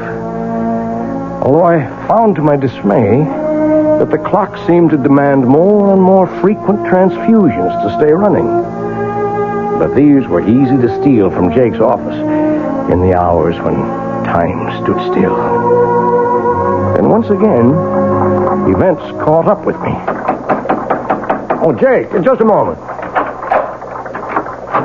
What are you doing here this time of night? Well, the evening's young. I thought a chess game might get some things off my mind. What were you frowning at in the window when I passed? My plant there. Avocado? Oh, yeah. Looks a mite peaked. I can't understand it. It's been wilting and drooping day by day. No reason. Are you any good at diagnosing vegetable life, Jake? Nope. I'm beginning to think I'm not much better with humans. I wish I knew the secret of your spurt of youth. I think I'm getting old. You're not yourself, Jake. What's wrong? I don't know. In a way, it goes back to Henrietta's death, or seems to. What does? Well, I never said too much about the way she died at the time, Ethan. Congestive heart failure, you said? Oh, that's true enough. That's a condition that produces an end to living. But what caused it? Are you asking me? No, I'm asking myself. And I have no answer. Oh, tests were run and the pathological evidence was clear enough. But in spite of massive transfusions, we couldn't stop Henrietta's blood from simply disintegrating. Quite literally turn into water. And that's unusual. Abnormal. Never seen a case like it before. In the last 3 months, I've lost 3 of my patients to the same sort of, what shall I say, same sort of malady. I might have seen it developing, except for a strange thing. What? Well, all of them had been to my office and had routine blood samples drawn for physical checkup. And the samples didn't warn you? There weren't any samples to examine. Unaccountably, they disappeared from my office. And one other strange coincidence. The night your wife died, a blood sample for a patient in the hospital disappeared. And that patient died later? Yeah, about 4 weeks later. But I don't know why I'm worrying you with all this. It's none of your business. But it is. Huh? Oh, you mean as far as Henrietta is concerned? No, I mean much more than that. Ethan, what is it? I didn't mean to upset you like this. I'm not upset. I just want you to understand. Understand what? That I'm sorry. Oh, I'm so sorry. Well, you're a good friend, Ethan. And I guess I don't feel like any chess tonight now. I'll run along. Jake. Yeah? I never asked before, but do you remember exactly what time Henny died? Oh, about 25 to 12, I think. I didn't have to think. I knew it all now. That was the precise moment that evil clock first stopped. So it was a monster, insatiable, that once having tasted blood, continued to suck on its victim till it had drained all life away. And I was no better, no less evil. I had been feeding this mechanical vampire at the cost of other human lives. In a daze, unable to explain to him, I saw my old friend Jake out and turned to face what I had to face.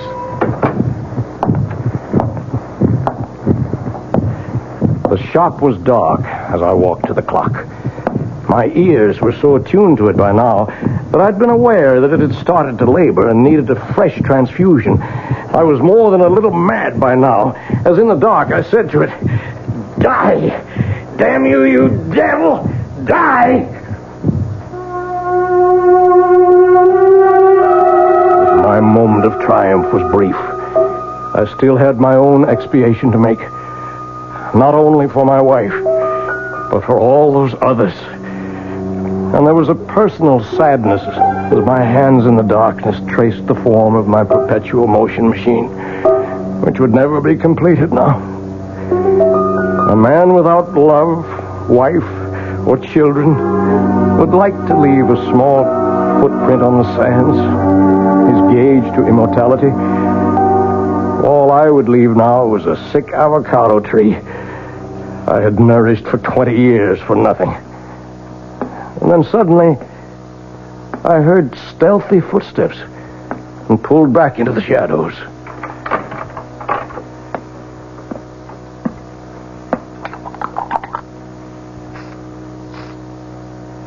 Harry. Oh, I thought you'd gone to bed. What are you doing to the plant? Oh, why, it's just some food to make Let me see. It's a weed killer. You've been poisoning my tree. Why, you... Don't you touch me. Get away from me. Get away. Look what you've done. I've cut my hand. It's your fault. But finally you've smashed up this ugly old clock for good. It's dead. Just as dead as your precious avocado tree is going to be. And don't think you can save it. I knew you'd never agree to take it out of the window, so I've been poisoning it for weeks. It's as good as dead right now. And so were you, Harriet. So were you. Her blood had started the damn thing again. But this was to be the last time. What is there left to say? I have to watch another human being die. Slowly, inexorably, unable to arrest the inevitable. And even though it is someone I despise, my guilt is in no way lessened. The only pleasure I can take is that as Harriet sinks, so does that remorseless, evil, damnable machine. And once its heart is stilled, I shall destroy it forever. The one element I have not tried against it is the enemy of the devil. I shall take it, chained to my body, when we go to our grave in the river, to share it for eternity.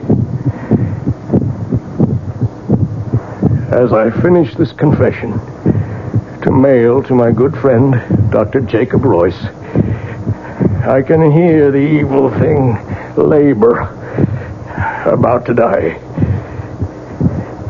It's time for me to write the end.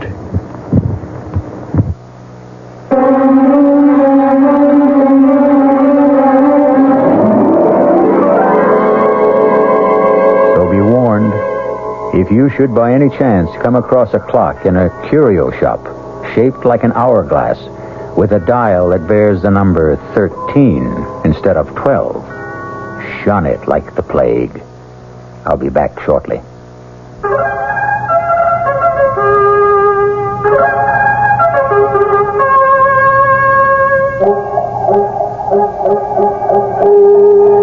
Hello, mystery fans. This is the Creeping Claw. Yes, this is the Claw, and I'm coming your way. I'm coming your way, and I'm gonna get you.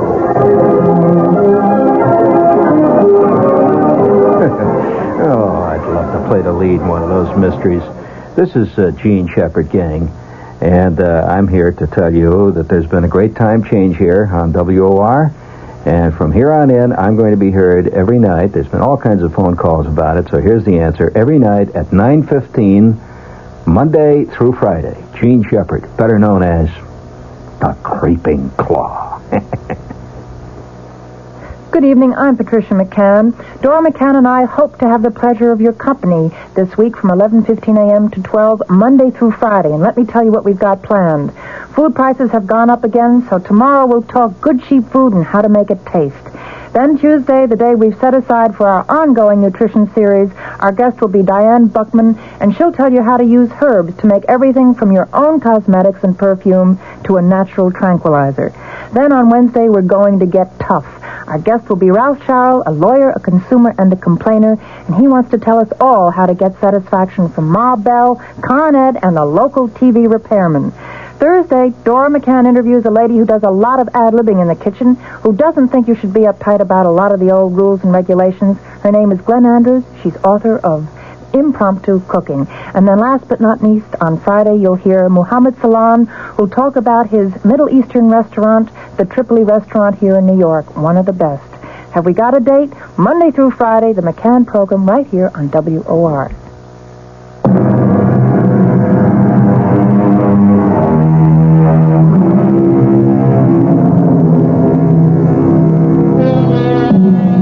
Oh, the fascination of time and man's never-ending quest to hoard it, to stretch it, to borrow an extra portion for himself alone. As I sit watching the clock ticking away, I, too, have that irrational impulse all of us have felt sometime to hold back the hands and bring time itself to stop. And then I remember Ethan Vigil, and I decide that once around is enough for all of us. Our cast included John Beale, Grace Matthews, Bryna Rayburn, and Ian Martin. The entire production was under the direction of Hyman Brown. And now, a preview of our next tale. Deeply, hopelessly, irrevocably in love. Now, my boy, I've been a publisher a long time. I've talked to dozens of authors. They all fall in love with characters they've created. It happens all the time. She didn't exist before you created her, did she? She exists now. Good heavens, man. She came out of your mind. She has no life except the one you gave her. Maybe she did come out of my mind, but now she's got a life of her own. Well, in a manner of speaking, of course she has. And I want to prolong that life, Stephen. I predict great success for Clarissa and for you. You and Clarissa are one, you might say. No, we are not one. We must never be one. I want her dead. This is E.G. Marshall inviting you to return to our Mystery Theater for another adventure in the macabre. Until next time, pleasant dreams.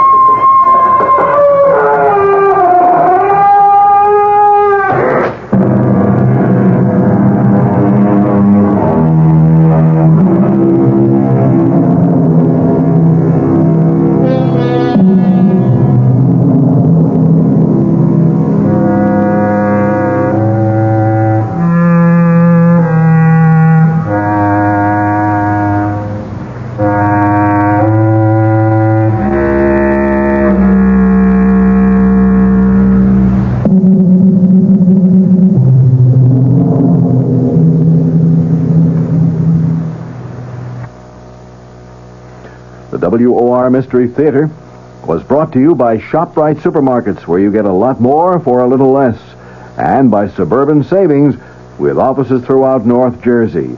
The preceding Mystery Theater program was furnished by the CBS Radio Network. John Wingate here. You have a problem? Money, stocks, medical, or whatever. Then join me, weeknights at 10 p.m. for the Wingate News Digest. News is simpler than you think. It's what affects you, your pocketbook, your job, your pension, all those things.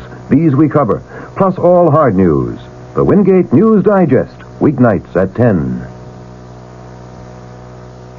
Be sure you join us again tomorrow for the Mystery Theater, right after the Foot and Lewis News Commentary, Monday through Friday, here on WOR. The CBS Radio Mystery Theater presents...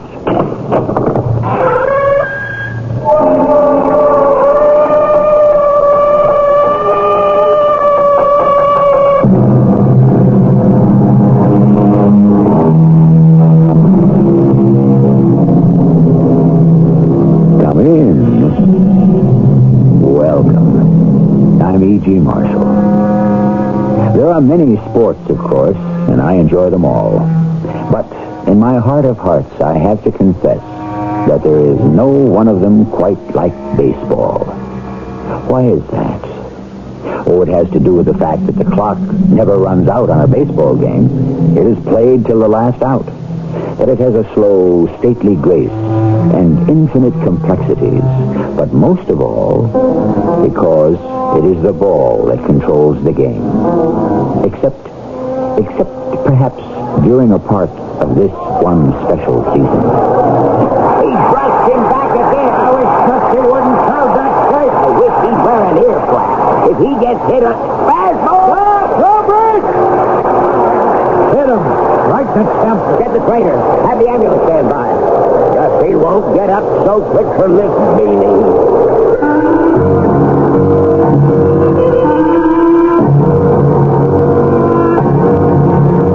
Our mystery drama, The Devil's Brew, was written especially for the Mystery Theater by Ian Martin and stars Russell Horton. It is sponsored in part by Buick Motor Division. I'll be back shortly with Act One.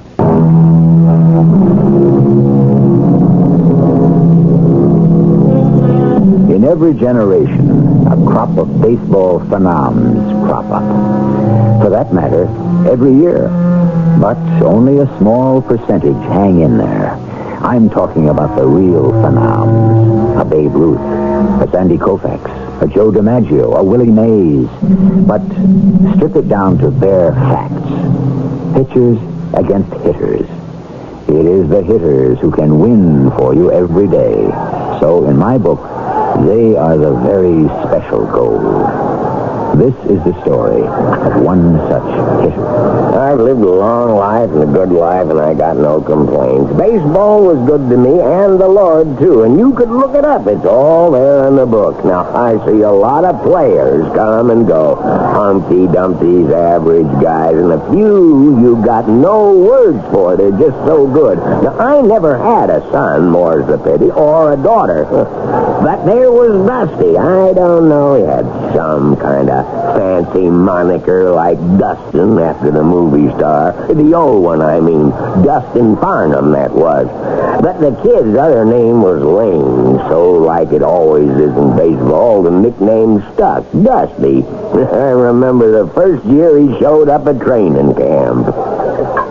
Man, that kid's got power. No, Gunny, you take power. A lot of guys had power, and where'd they go? You gotta make contact. Look at the way that kid meets the ball. Yeah, sweetest swing this side of heaven. I got my eye on him in the 3I League all last season. He hits the long ball, but he don't have to. He can go with a pitch. So I tuck him away in the back of my mind. Maybe we could bring him up this season. You think it's crazy? He's only 19. He hits like that in the majors, I'd be glad to change his diapers for him. Good you feel that way. I already got you marked as roommate. Hey, now wait a minute, Chief. A 19-year-old kid? What about... 1 year, get the kid started off. If I bring him up this fast, you could make some sacrifice. Okay, Chief. If the kid holds up through spring training, you stuck me with a roommate. I'll teach him all I know about baseball. Hi, youngster. Mr. Stacy Engel. How you feeling? Oh, pretty much like a rooster in a new hen coop. I just can't believe I got so much going for me. You're going north with a contract in your jeans, playing the majors for the first time. That's got to be a good feeling. Now, how come when I came back here to talk to you, you looked like you just whipped with 2 out in the bottom of the 9th, 1 run behind, and the bases loaded? Well, I didn't mean to look unhappy. Well, I guess none of us ever mean to be that way, but it happens. You homesick? Well, a little, I reckon. Your folks didn't come down to the training camp? No, sir. You got folks? Oh, yes, sir. Jimmy Trapp, who scouted you out, said he never saw no sign of them, and you didn't seem to want to talk about them. I wonder why. It's mighty hard for me to talk about my folks. You lost them, son? Huh? Oh, no. The Lord didn't take them home or like that, sir. You just didn't hit it off so good. Oh, no, sir. It weren't like that neither. It's some hard to explain. See, Dad goes on down to the mines like most folk in our town. In Tennessee? Yes, sir.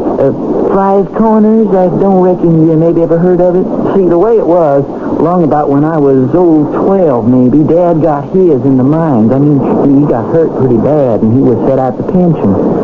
So things was mighty tight growing up, and most I ever used to think of was how soon I could get out to work and help. what you're doing now, right? Well, now, except, well, see, Ma, she always had this sort of dream that I could go to college, and Pa, he was just waiting till I got big enough to go down the mines and take some of the burden off Ma's shoulders. What about you? How'd you feel, huh? Well, I had this kind of dream that somehow I could get Ma and Pa out of things like they had been. I was a fair to middling student, but I wasn't digging us out of the Tennessee valleys with that. Thing was, I was an athlete, so the one thing I always dreamed is someday I'd be a baseball player. You didn't want the education, huh? Oh, yes, sir, and no, sir. You see, Ma and Pa ain't getting any younger, and besides, there was Sally Mae. Your sweetheart? Yes, sir. Well, now, I don't rightly know anymore.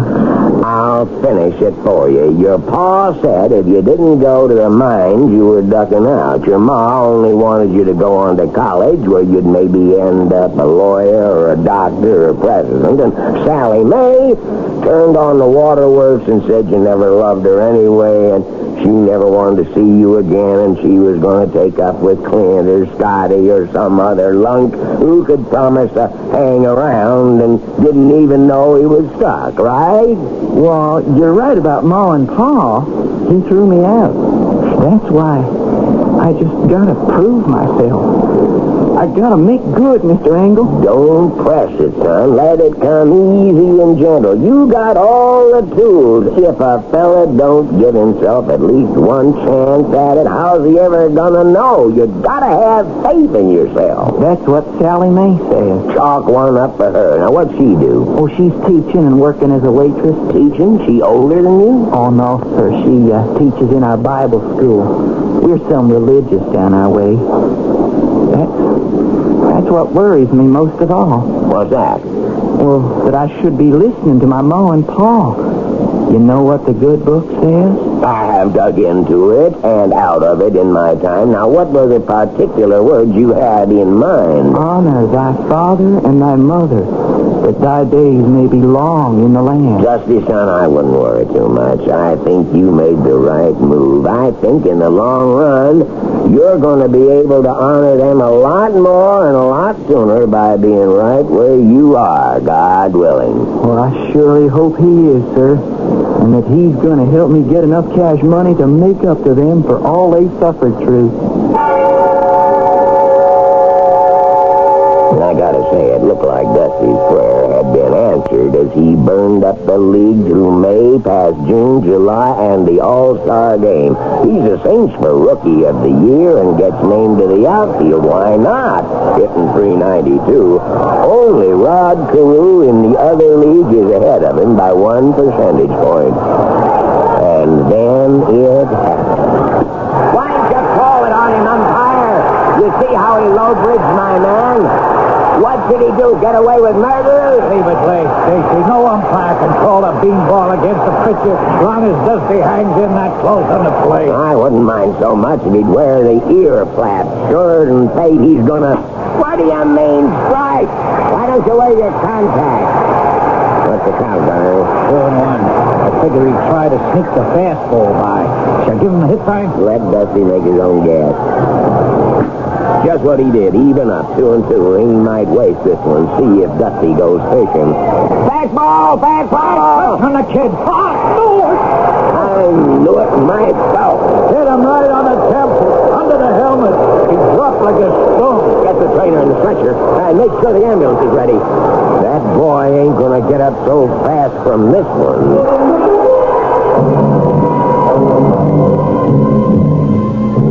I hate hospitals. Ain't bad enough at my age. I'm always scared they won't let me out. But I lost more good ball players inside them than I ever done in the draft. Well, after we see Doc Widows, Gunner and me were standing by Dusty's bed. And the kid looked like he wasn't even out of grammar school, except he was so big. But he was so still. Concussion. They were still trying to read the x-rays. I hate to say it. It was in my mind. Maybe there goes the kid, and with him for sure goes the pennant. Hey, Stacy. Yeah, Donna? How is he? You talk to the doc? Oh, what do they know? Double talk.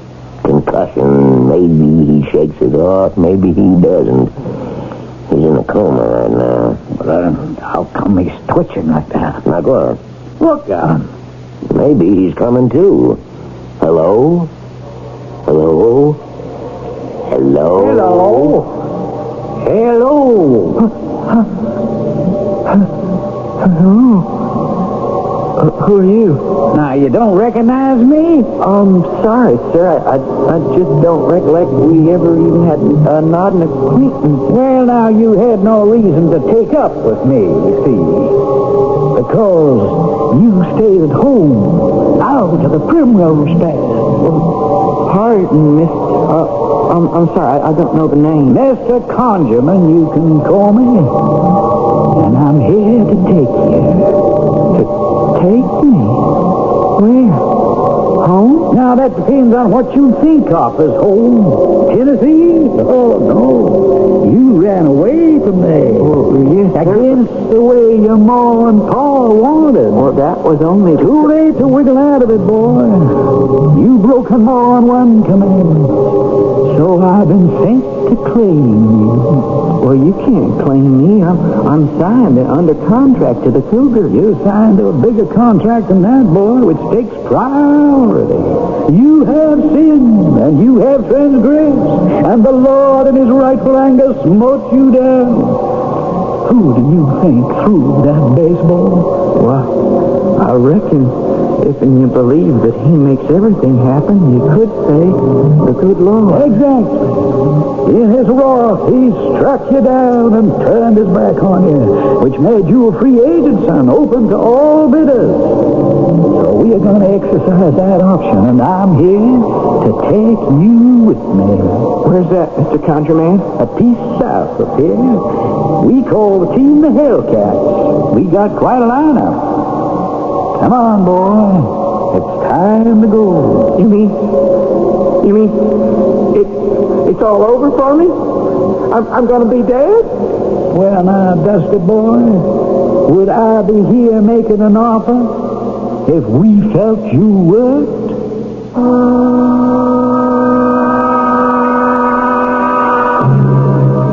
Every time I tell this story, I have the same unbearable desire to know the full lineup of the Hellcats. If Stacy Engel knew it, it's the one part of the story he's never revealed. But the rest, I can. Such is what happened to Dusty Lane and where he played out his contract. When I return with Act 2.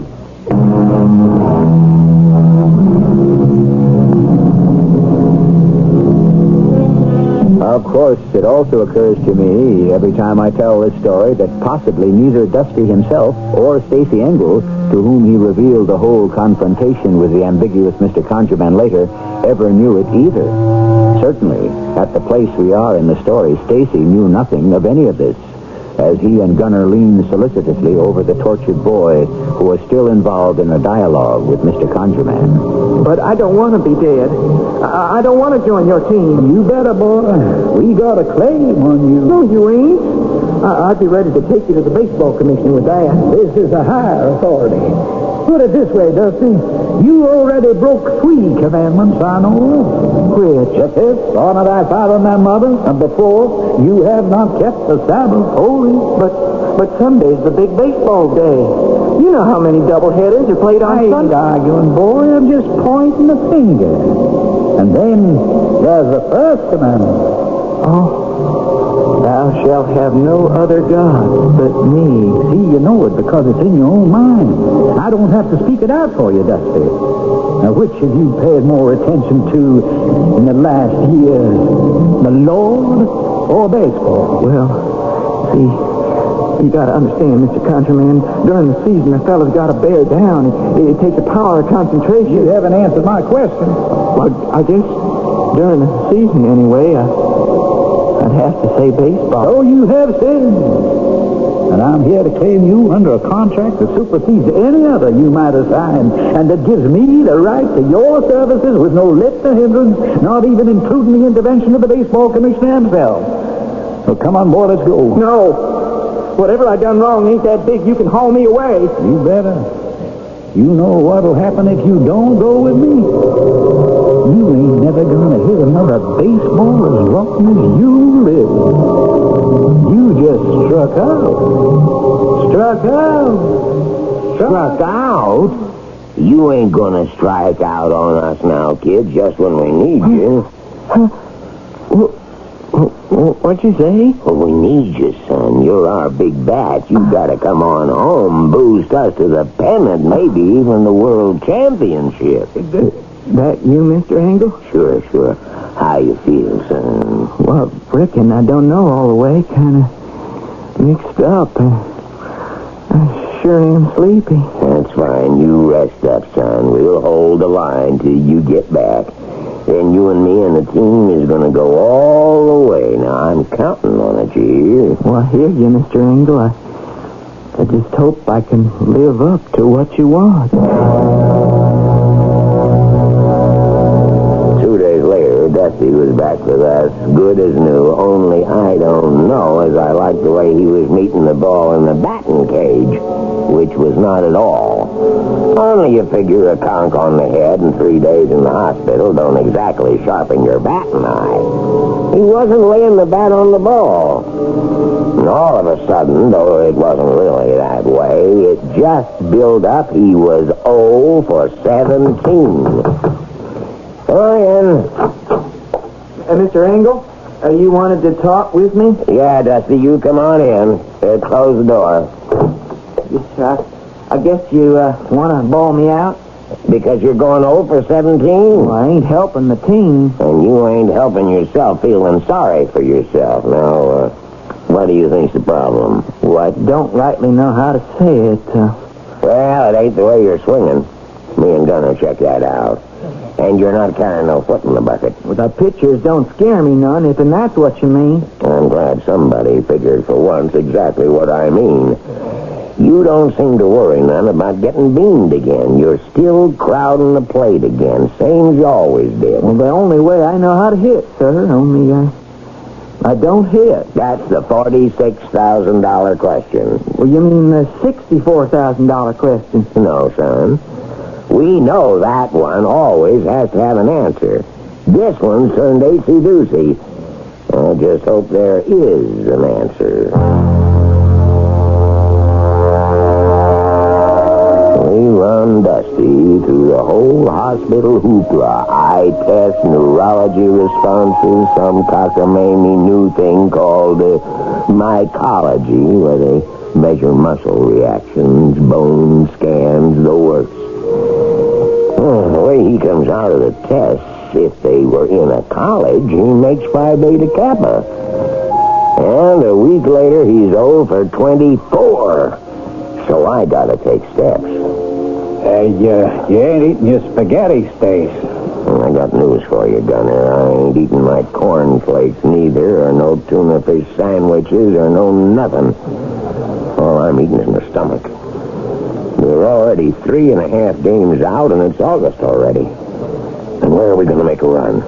Make up on the Reds, or are we already dead? We gotta get Dusty to hit. Now you tell me as if I don't know. How are we gonna?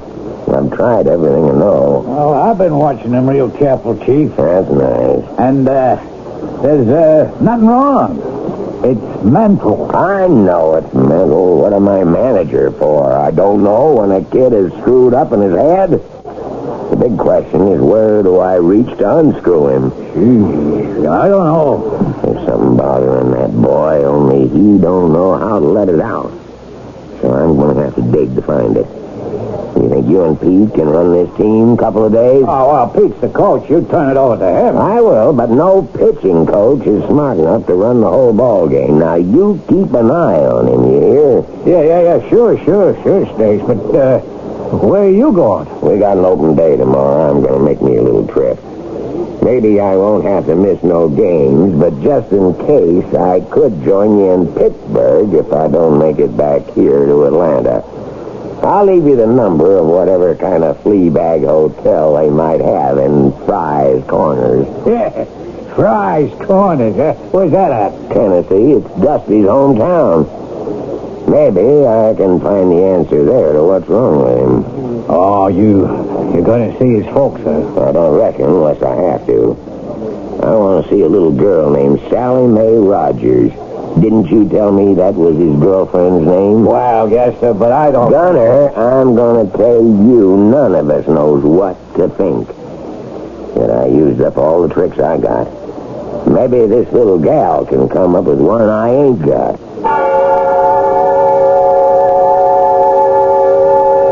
There just plain wasn't any reasonable way to get to Fry's Corners by public conveyance. The nearest airport was Nashville, which wasn't all that much closer than Atlanta, where we were playing the Braves. So I hired a car and drove it. Fry's Corners was just that. The biggest going business outside of the restaurant was a gas station. They both turned up useful. I gassed up at the station and found Sally Mae at the restaurant. I waited till it closed, which wasn't much after they rolled up the sidewalks. You're the manager of the team Dusty plays on. He got beamed, didn't he? He did. And he's not right? Oh, he's fine physically, no damage. I don't know. I read he's only hitting .346 now. Only .346, huh? Most ball players should be so lucky. Yeah, but he's dropped pretty near 50 points in the last 2 weeks. What's wrong with him, Mr. Engel? I was hoping maybe you could tell me that, Sally Mae. Me? Uh-huh. Oh, except for the time he came back here last winter, I haven't seen him that much in the last 2 years. Was that his doing? Well, not hardly. You chase him away? I reckon maybe I did a small piece. You see, I didn't want to tie him down. I wanted him to make his own way. As a ball player? Yes, if that's what he wanted to do. His ma and pa didn't see clear to let him try, but I thought he ought to have the chance. Even though you didn't approve? Oh, I didn't figure either way. I just wanted him to be happy. It's the only thing I've ever wanted. He's pretty miserable right now, Sally Mae. How come? He just can't seem to hit. Why? I don't know. I think he's got a mental block. That's Dusty. What do you mean? He's just as plain stubborn as any old mule. You know something? He's just like a Chickasaw Valley old cow. The what? Oh, it's just a story folks tell. You know, we've got this little old valley, and one day the Pharaoh's cow took off and went wild and ran off into the swamp, and when they come to fetch it, it was leaning up against this old hickory tree. And they couldn't budge that old cow until they brought the jeep and threw a harness over her and dragged her off. That's the darndest thing I ever heard, but that was just one cow. Oh, no, sir. Right from then, all over the valley, pretty near every family in the valley had the same trouble. The cows took off and headed for that old hickory like it was blue. People was pretty near going crazy, so they figured out what to do. What'd they do? Well, they just cut down the old tree and dug out the roots, and since then they haven't had no trouble. You don't say. But what's this got to do with Dusty? Nothing, I reckon. Except I said he was just as stubborn as them cows once they got a notion in their head. Sally Mae, you're right. Dusty has got a notion in his head, only I can't dig it out. I was hoping maybe you could dig it out for me. Now, how'd you like to drive up to Atlanta and see Dusty and find out if you could?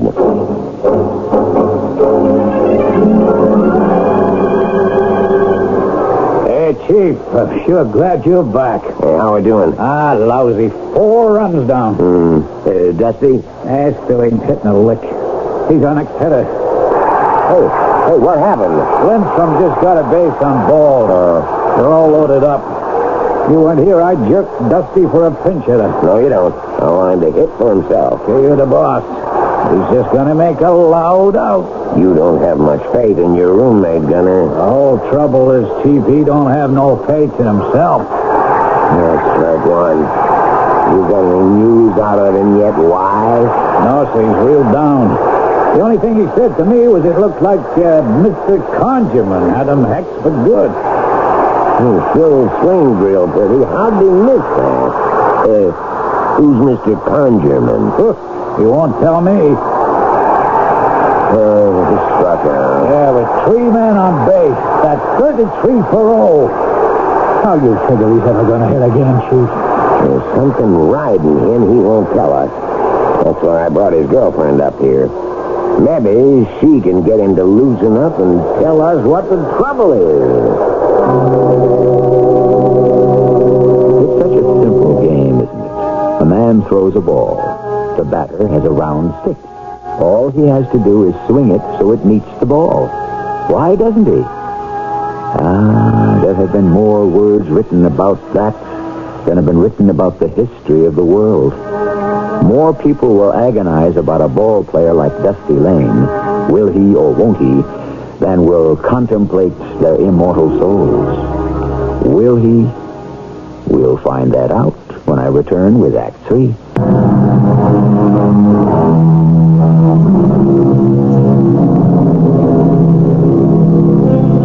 The ballpark is deserted now. The fans long since gone. The players have showered and changed and gone back to their hotels. One solitary figure remains, Dusty Lane. He stands at home plate, disconsolately, his hands in his pockets. So, here you are. What's the idea of walking out like that? I thought you'd gone back to the hotel. How come you're mooning around here in the ballpark, huh? Ain't no use anymore, Mr. Engel. I was just kind of saying goodbye. Goodbye? I can't hit no more, and I never will again. It's time for me to be moving on out. Now, wait a minute. Ain't no use to argue, sir. I'm all washed up.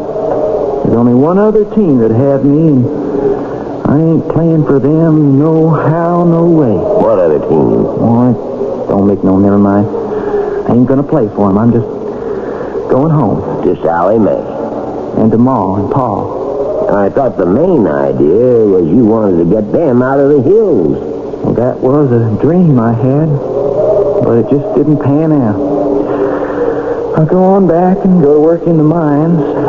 Maybe someday I'll be able to support a wife as well as my folks. That is, if Sally Mae will still be around and wants to have me. That's one thing I reckon you could find out right now. Well, what do you mean? Where do you think I've been the last 2 days? I went down to Five Corners and I brought back a beautiful young lady. She's waiting for you in my office. Maybe she could get you out of the slump and back to doing what you do better than anyone in the world.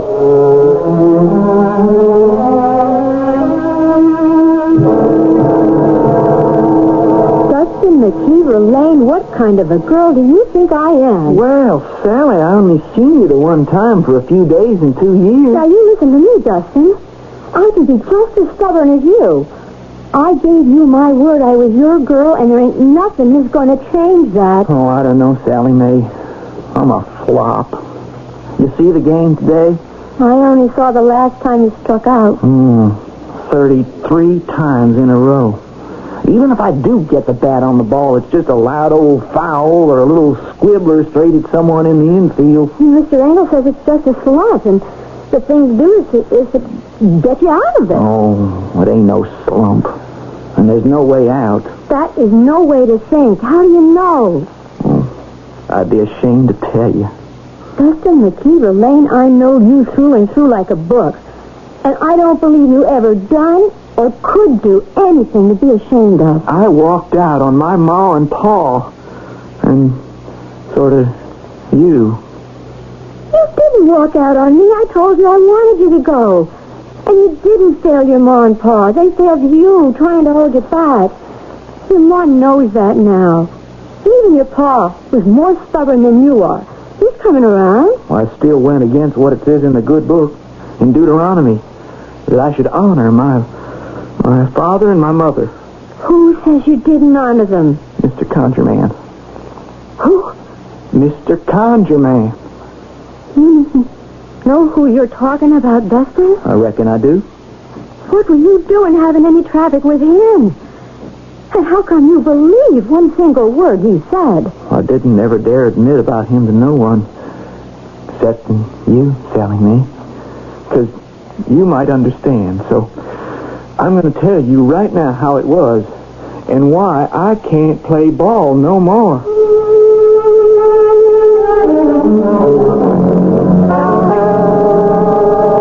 So that's what's eating him. He don't really believe he saw this conjure man. Oh, why didn't he tell me? It wouldn't be easy for Dustin to talk to you about it in case you wouldn't understand. You have to realize, Mr. Engel, we're some religious down our way. We're fundamentalists. Now, child, I ain't saying a word against religion. I got my own, and I keep it pretty much to myself. But I keep the faith. Trouble is, what's happening here is Dusty has lost his. It's a lot more now than just hitting a baseball. Don't you agree? Yes, sir. I sure do.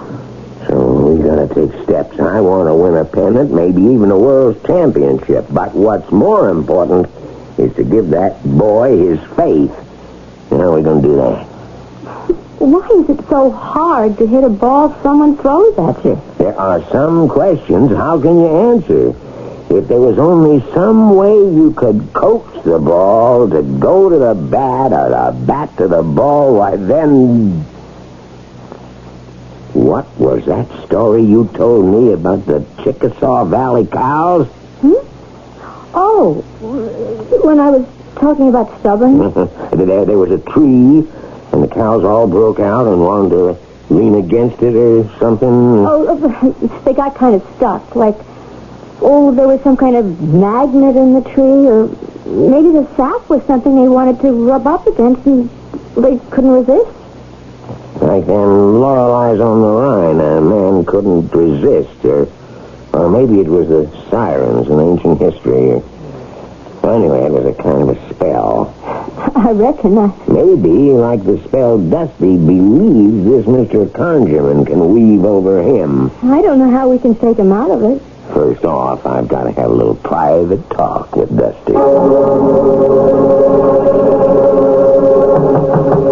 Come in. You sent for me, Mr. Engel? How come you're not suited up yet? Well, I told you, sir, I ain't no more use to the team. I quit. Close the door and come on in. Yes, sir. Now, I'm going to talk to you straight out for once. See this here bottle? Yes, sir. Sally Mae tells me you know the story about the Chickasaw cows and the hickory tree down your way. Yeah, I heard it. That's good. Now, you sit down and listen to me.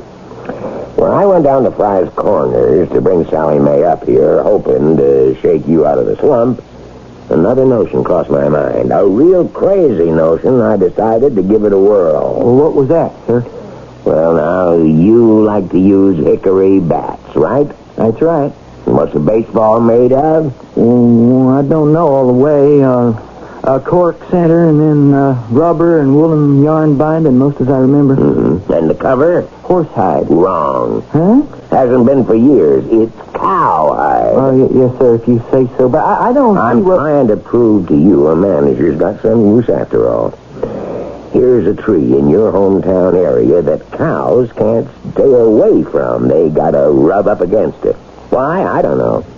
All I know is, if there's a natural attraction between that hickory tree and cowhide, why wouldn't that give the hitter a jump on the ball?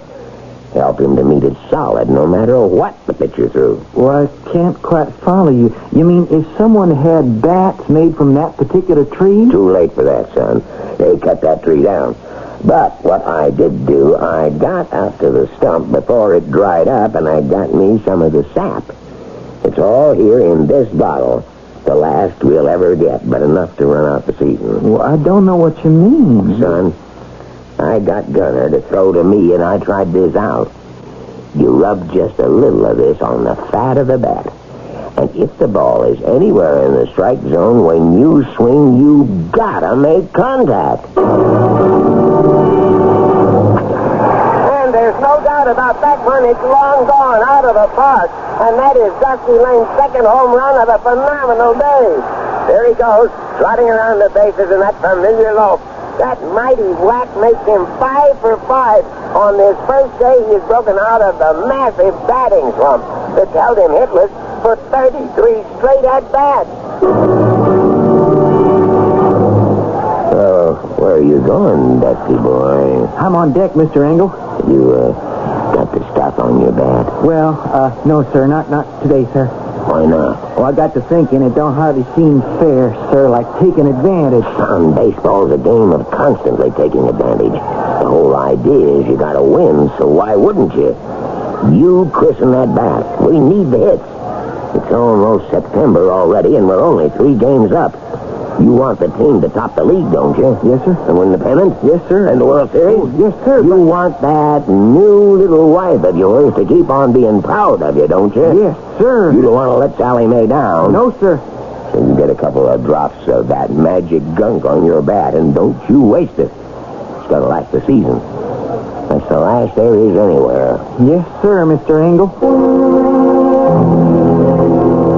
Oh, yes, Mr. Engel. We settled in our new home. Fine. Oh, Justin's gone to sleep. He came straight back from the park and helped me unpack, but he finally just plain got wore out, and he was asleep before he even hit the pillow.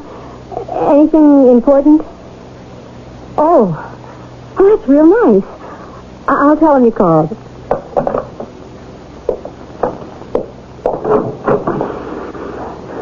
You sleep good, darling.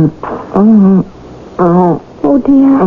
No. Having another one of your bad dreams? I wonder what's bothering you now, poor man. What are you doing here, Mr. Countryman? Well, now, Dusty, I tell you. I still want you for our team down there. You can't try to come for me now. This ain't like before. I'm not dying. Sooner or later, as it must, old man. But we could sure use you this season. I got my own season to finish here, and the Cougars need my bat. We got 7 games to go, and we're still tied neck and neck with the Reds. And besides, I don't belong with you anymore. Oh, don't you now? No. It's even worse. You haven't even got a guilty conscience? But what? Cheating, Dusty, cheating. That magic little bottle with a magical liquid. That's the devil's brew, and you know it. And just so long as you continue to use it, you belong to him. Okay, that does it. I ain't gonna use it from now on. And give up a sure bet that you'll hit over 400, be a rookie of the year, an instant millionaire, let down the team and the great Stacey Engel you worship like a god. The devil, you say. I will. I'll show you. Honey, what is it? I've been a backslider and a sinner, Sally Mae. But starting tomorrow, I'm on the Lord's side no matter what it costs me. So you poured the contents of the bottle down the sink. Yes, sir. I want to be sure it was gone for good. That was the devil's brew, and I didn't want to be tempted to sin again. Son, let me tell you something. You're a good boy, and you never cheated anyone in your life. Dusty, all you was rubbing on your bat was a little plain old sewing machine oil. Yeah. And the story you got from me about finding the tree and sap and all of that is just so much snake oil. But when I rubbed it on the bat, I started to hit again. Mm-hmm. You know why? Because you had faith again, and isn't that what moves mountains? See, that's the main part of what a manager's for, Dusty, to use psychology any way he can to keep his players going. It's a game of psychology. Don't you ever forget it. And the biggest part of it is all ain't having just natural talent. You gotta have faith in yourself. So you go on out on that field and keep laying that old hickory on the cowhide the way you know how, and go win us all a pennant. You go keep the faith. The Cougars took their division, then the National League pennant, and went on to meet the Yankees in the World Series. Dusty was named Rookie of the Year, and he also won the Triple Crown: highest batting average, most runs batted in, most homers. As Stacey Engel would say, if you don't believe it, you could look it up. I'll be back shortly.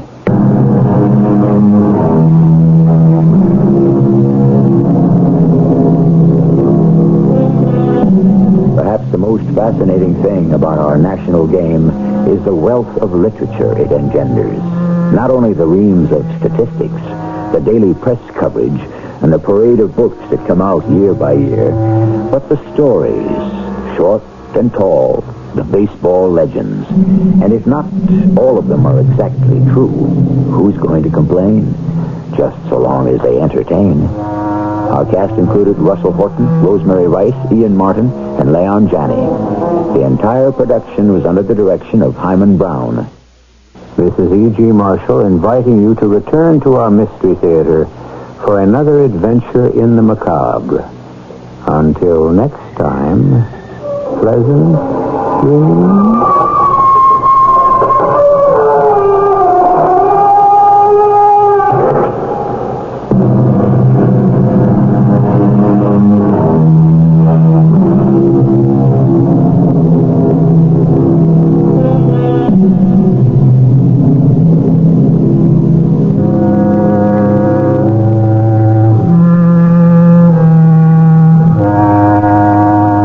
CBS Radio Mystery Theater presents...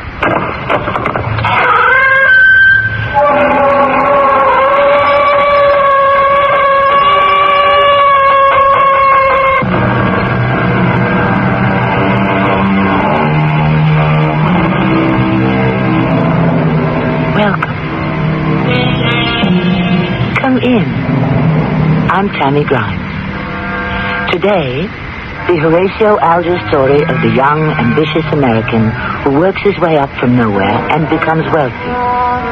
The difference being he married into money, was an ordinary fellow with no particular talents except the one everyone accused him of, murder. Take a look through the magnifying glass at the snapshot I took of those rocks. Don't you see anything peculiar? Where, over by the rocks?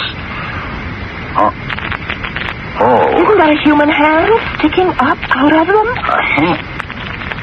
Master, you look. What are you two doing? Trying to drive me out of my mind? Is this your way of saying I killed Judith and hid her body in the stone quarry? Oh, I want you two to get out of this house. Get out, both of you. I don't want to see either of you clowns ever again.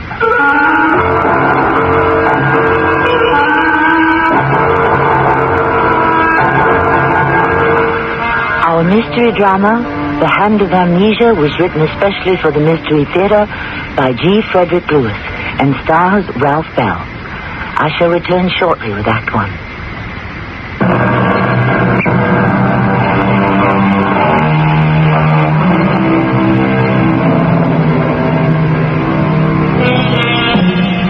They seemed to be a happy couple.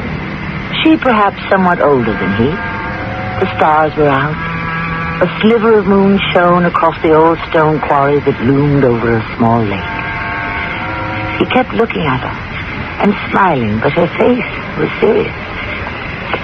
Slowly they made their way into the quarry down the irregular rock-strewn path, and then she stopped, and so did he. I don't want to walk any further down, Foster. There's not enough moonlight for me to make out how far down the water is. I've always wondered about that. Why most of the old quarries have a lake at the bottom. And it's good and deep, too. On a hot day, we used to go swimming here when we were kids. You were lucky. I was brought up in the city. We cooled off in front of an open hydrant. Well, I'll toss a stone and see how long it takes before it splashes. Here goes. Oh, that's pretty far down. Well, honey, shall we start back up to the house? Let's just stand here for a minute. Maybe the moon will come out. Oh, Judy, it's a new moon. Oh, wait till the cloud passes. You'll see. It won't come out any further tonight. You know that. Yes. Yes, I do. Well, I don't mind standing here with you, darling. That's all right with me. When you said you wanted us to take a little walk into the quarry, that was okay, too. I wish you wouldn't be so obliging, Foster. Obliging? I love you. I thought coming down here was the best place. Best for what? I wanted us to be able to talk where no one could hear us. You came out here to talk? No one can hear what we say down here in the quarry. You sound very dramatic. Here we've been married for a year and a month. You never said anything like this to me before. You're not a double agent or a Russian spy or anything, are you, darling? Nice try, Foster. But it's no joke. What is it? Interesting how you should hit on it about my being a spy. The last 2 Saturdays, when you went to Denver alone, I followed you. I know about you and Alice. What? Alice? Who's that? Another try and another fumble.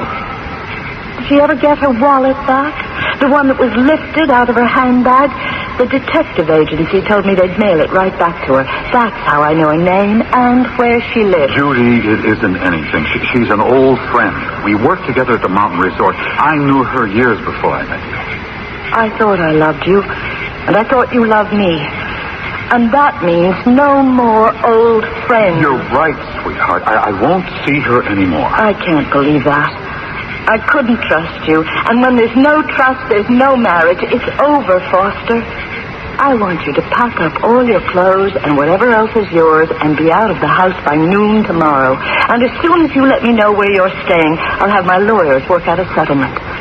I wouldn't want you to have to work in a kitchen anymore. Judy, it's all a big mistake.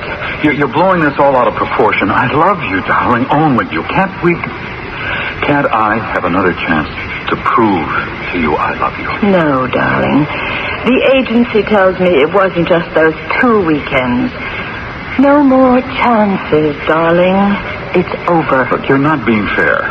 You're not listening to what I have to say. When my sister Annie warned me against marrying a man half my age, I wouldn't listen to her either. We loved each other. Doesn't that count for anything? I thought it did. You want my frank opinion about your sister?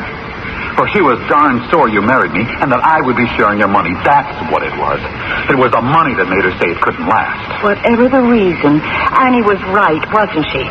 Now, let's you and I behave like civilized people and walk up the path and go back to the house.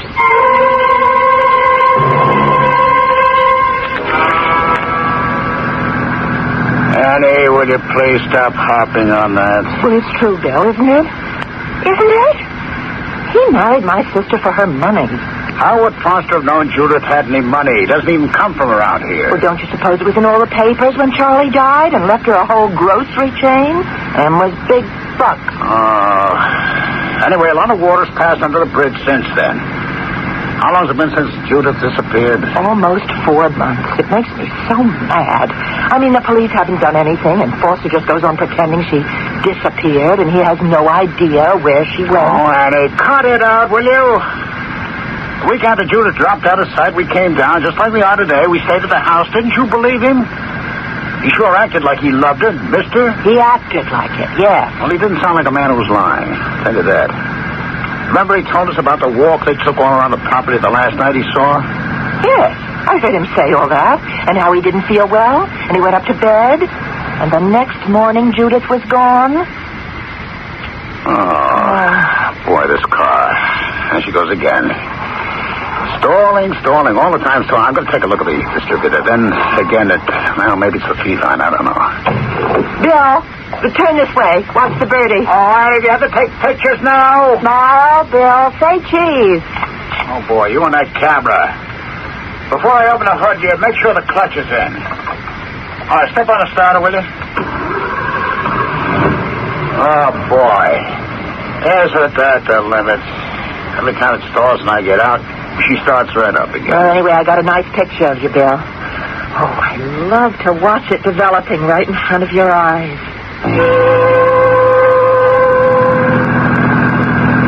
I'll tell you what really upsets me, Bill. Sure, tell me. Here we are, poor as church mice. And the police pension you get is just a joke. And there's Judith. Marries well. First husband dies. She inherits tons of money. Marries a second time to some short order cook or whatever he was. And now the money's all tied up. We can't get a cent of it. And I'm her sister. I'm her only living real relative. Annie, they can't probate the will until there's proof Judith is dead. Well, I don't need proof. I know. Yes, but the law needs a corpus delicti. Besides, Foster keeps saying she's not dead. She's got amnesia. One of these days, she'll come marching through the front door. Well, of course he says that. He's not feeling any hardship. Every month, money from her trust fund goes right into their joint checking account. And he's got it all. Oh, come on, Annie. What's come over you? You didn't used to be so money hungry. No, it's not that. It's just I hate to see that undeserving gigolo get all of it, and we get none. I hope you're going to watch what you say. We've driven 500 miles to visit Foster, see how he's getting on, what's the latest about Judith. It'll spoil everything if he finds out you dislike him so much. All right, this is the street.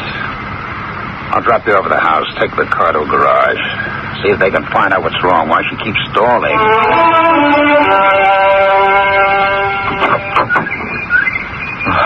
Hello, ancestor. Foster. Well, aren't you going to ask me in? I didn't expect you today.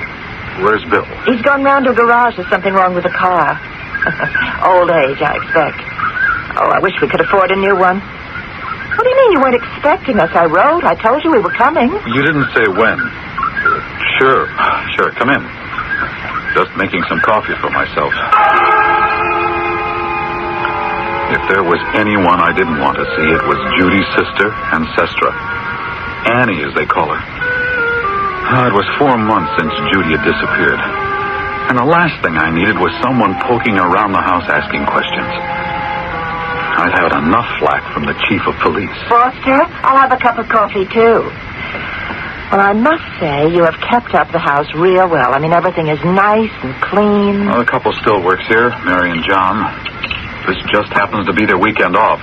I thought, why let them go? I guess. I mean, if you can afford them. It's only a matter of time before someone locates Judy and brings her home. Bill and I were talking about that. You really believe it's a case of... amnesia? Mm-hmm. Yes, I do. I've talked to doctors, and they say it's entirely possible. I suppose. What other possibilities are there? Only the unthinkable ones. You mean? I won't even say it. I won't even let myself think it because I know she's alive. Amnesia. No one in the family ever had that. Annie, it's not something hereditary or catching. That night when she stayed up and I went to bed, something happened. She lost her bearings, wandered off without any identification. I mean, when you take a walk in the evening as we did on our own property, who takes IDs? I guess not. Or maybe somebody came by on the road and picked her up and... Well, if she didn't know who she was or where she lived, they couldn't help her get home, could they? No. Anyway, what brought you two down? It's a long trip. 500 miles. Foster, do you realize we hardly know you? I mean, I'm Judith's only living relative. We've got to get to know each other. We're a family. All we know is one day she sent us a telegram saying something like, congratulate me. I've found someone better for me than Charlie, and I never thought I would.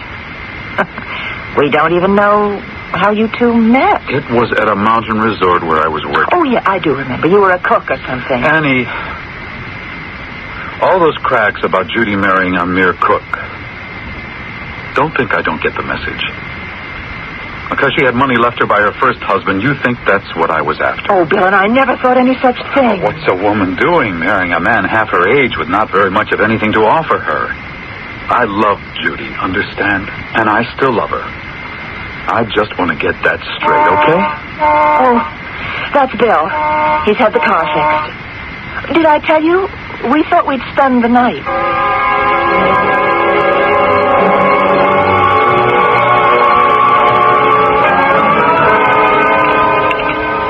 Annie, Foster, that was a mighty good meal. I'd like to say I did it alone, but Foster helped in the kitchen. After all, he's the expert.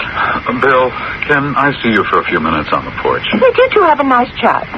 I'll clean up the dishes. Hey, that is a beautiful view of the hills you've got from here. I love you. Bill, you two are the only people I've seen since Judy disappeared. I said you could spend the night because it's a long drive back to Cannon City. But I am sorry that I did. I'm sorry to hear that. Will you tell me why, after 4 months, you two suddenly show up? With Ancestra yammering at me, it's like rubbing salt into a wound. I'm desperate and unhappy enough as it is, thinking that somewhere Judy is wandering around not knowing who she is. I worry about how she's getting along, how she's supporting herself. Where is she? What about the police? Still not a clue. I'll go see O'Donnell tomorrow. Maybe if we put our heads together, we can help. You can help a lot by telling Annie to cool it. Ever since she got here this afternoon, cracks about my working in a kitchen, marrying Judy for her money. The only thing she hasn't come right out and said is that I killed Judy and have buried her body somewhere.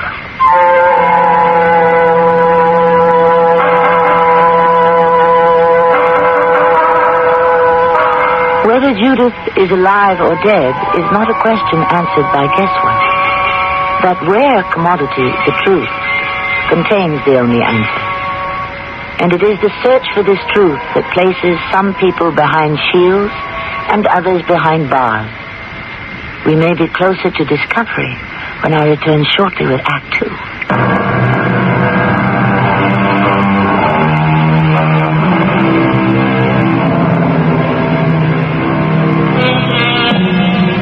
It has been said tragedies do not need the broad canvas of wars, injustice, cataclysms of nature to cause irreparable hurts from which few recover. Suspected of doing away with his wealthy wife, twice his age, Foster Chase clings to the hope that his missing wife is a victim of amnesia and will, one day, return home. Not a view shared by his brother-in-law, Bill, ex-policeman, who drops in on an old buddy, Chief O'Donnell. Bill, you've forgotten more about police procedure than I'll ever know. What's your honest opinion of this case? Well, at first I thought they'd had a fight, and Judith had just gone away to think things over. You know, there's a big difference between their ages. Well, I'm not going to go into what my wife thought about that marriage, but I thought it was a miracle. They were married for a year and a month. Yeah, I thought they'd had a fight, too. And then in a couple of days, 2 weeks at the most, Judith would be home again. When did Foster start talking amnesia? 2 or 3 weeks after she didn't come back. And to give him credit, he did a lot more than talk about it. He contacted every single department in all the surrounding state. Departments that keep records of missing people. He checked hospitals within 200-mile radius.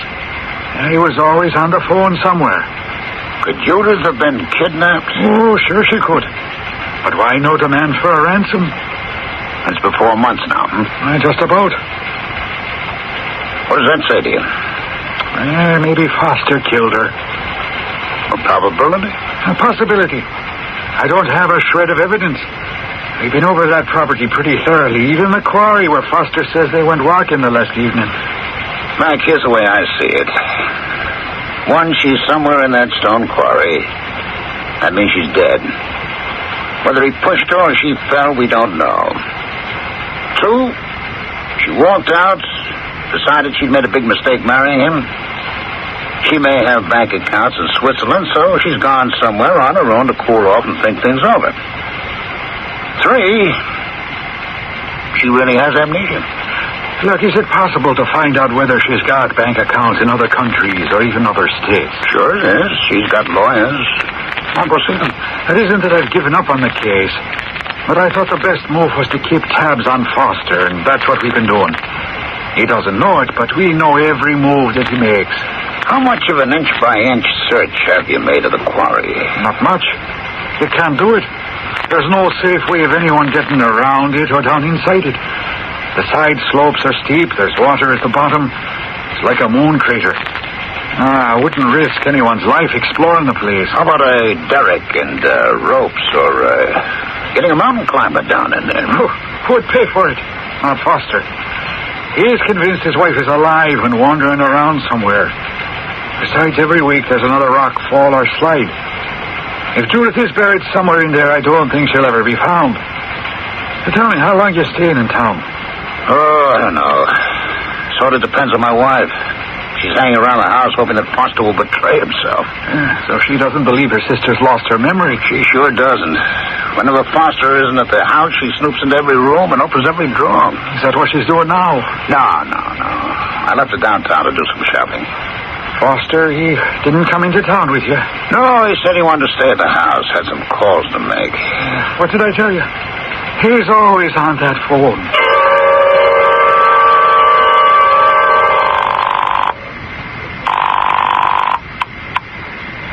Yes? Alice?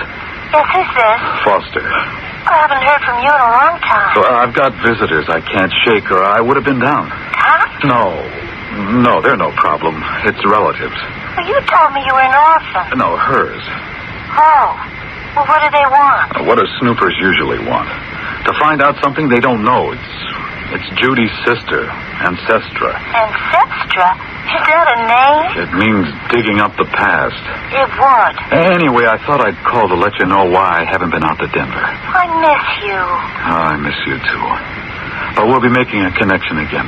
Real soon. Well, how much longer do I have to stay on hold? I can't put a date on it, and I've got to ring off real fast. The snoopers just walked in. I'll talk to you in a few days. Oh, I didn't mean to interrupt a private telephone conversation, Foster. I'm sorry. It wasn't private. Did you have a good time in town? Well, I was mostly by myself shopping. Bill went to see Mac O'Donnell at the police station. Yes. He told me that he would. They went to the police academy together, but not at the same time. Bill graduated the year Mac became a rookie. Foster, would you do me a favor? Well, I suppose so, if it's not impossible to do. Well, I've been looking at the calendar, and the heavens are in exactly the same position as they were the last time you saw Judith alive. Annie, my wife is still alive, very much alive. I want you to stop talking now. Sorry, I didn't mean that. Do you remember telling us there was a new moon the night you walked down the quarry with her? A new moon?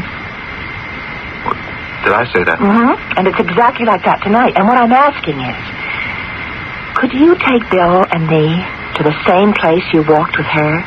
Inside the quarry, I mean? Tonight? Yes, it's got to be tonight. Will you? I'll think about it. What do you mean? Why not? I'll tell you why not. You nosy, interfering, foolish... Wait a minute. No. I'm Judith's sister. Now, you listen to me. Out there where Judy and I spent our last evening together, I can't go there. Particularly at night, in the dark, moon or no moon. But, of course, you wouldn't understand that. You're so darn convinced she's dead that I killed her, and you think that by this constant being at me that I'm going to break down and confess to heaven knows what. Well, I've got news for you, Ancestra. I haven't anything to confess. Foster, please. What you say just isn't so. Now, I'll tell you what. I'm going to cook us a nice dinner, and we'll talk all about it, quietly, over the meal. No, I am not having any dinner with you two. You can use the kitchen, do whatever you like. I am going out, and I'd appreciate it when I come home that your car is not in my driveway. Is that clear? Well, when are you coming home? Bill wants to talk to you. If he has something to say to me, he can telephone me from Cannon City. No, I think he's got an idea about something. How to find Judith. I don't really believe that. Haven't you any idea when you'll be back? I have no plans. I can't even talk to you, Annie. You don't understand anything, and a person like you never will.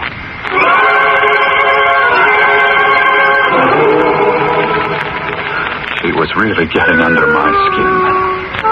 Oh, I was tempted to charter another single-engine plane and just fly to Denver and see Alice and unwind. But I decided against flying at night. Oh, it was way after midnight when I unlocked my front door. Annie and Bill had gone to bed. And for the first time since the accident, I dreamt about Judy. We're through, Foster. This is it. Just because I've been seeing Alice? I tell you, she doesn't mean anything to me. I can't believe that. Oh, you're not being fair, Judy. I tell you, I love you. I understand the meaning of all the words you're saying, but I don't believe you. I'm old enough, Foster, and well off enough not to have to put up with this. And I'm proud, maybe too proud, but I refuse to share you with anyone else. I tell you it's over, and that's it. Now, let's you and I behave like civilized people and walk up the quarry path and go back to the house. No, Judy, please, listen. Foster, let go of me. Foster, there's a slide starting. Judy, please, don't say it's over. Please don't.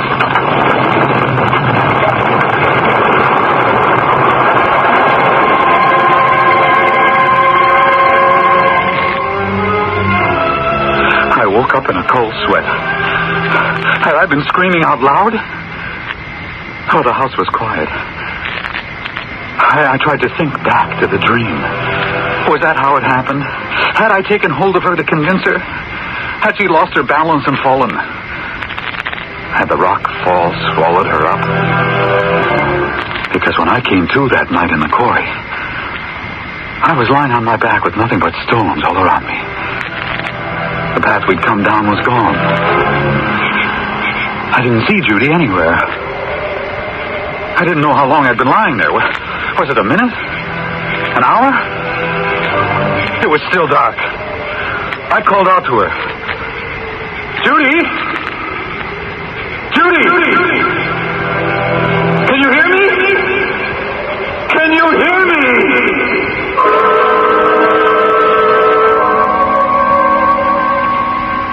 Good morning, Foster. Morning, Bill. Didn't Annie tell you last night I wanted you both out of the house? Yes, she did, but I thought you and I ought to have a talk first. I've nothing to talk about. I'm tired, I had a bad night, and I'm fresh out of patience with prying females. She isn't the only one who's interested in what happened to Judith, you know. As a matter of fact, I know of a girl called Alice who's also interested. Oh. I sent Annie into town to pick up some groceries so you and I can do some quiet talking. About what? About a waitress called Alice Tui, who you are maintaining in an apartment in Denver. Oh, she's an old friend. She's 22. I wouldn't call that very old. You've seen her? No, but I talked to her on the phone late last night. Sounded like a nice kid, but I told her that she's getting herself into lots of hot water, especially when they find Judith. What did you mean? No, this can't go on forever.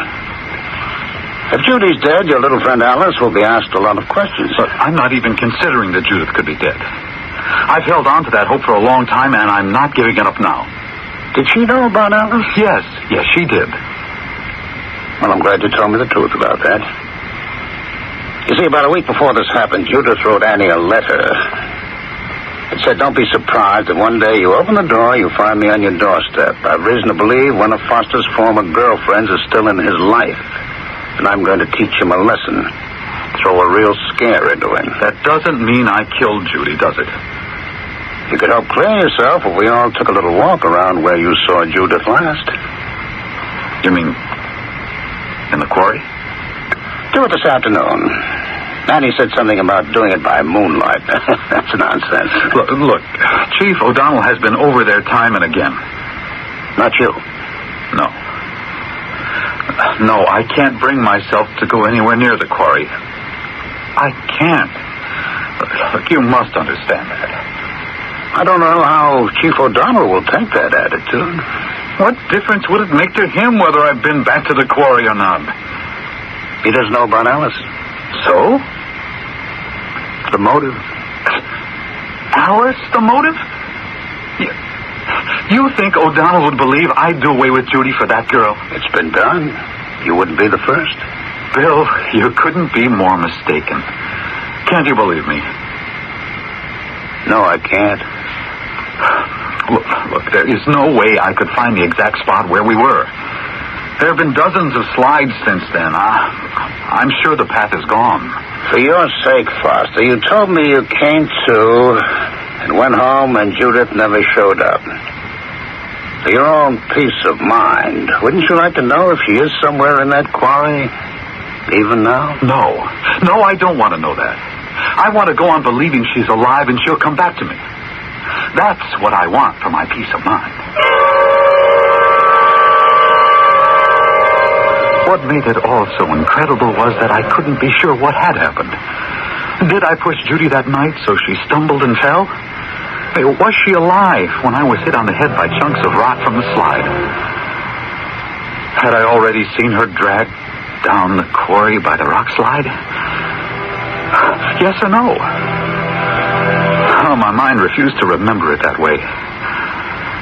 Bill was right. I had to go back. Stand there. Visualize it. Be there to remember what had happened. I had to.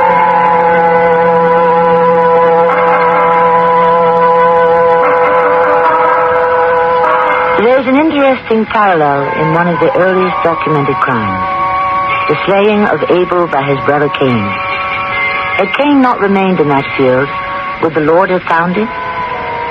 What is that compulsion to remain or return? My guess is that Foster has been reluctant to return to the quarry, not because of what he'd learn about his wife, but what he might find out about himself. I shall return shortly with Act 3.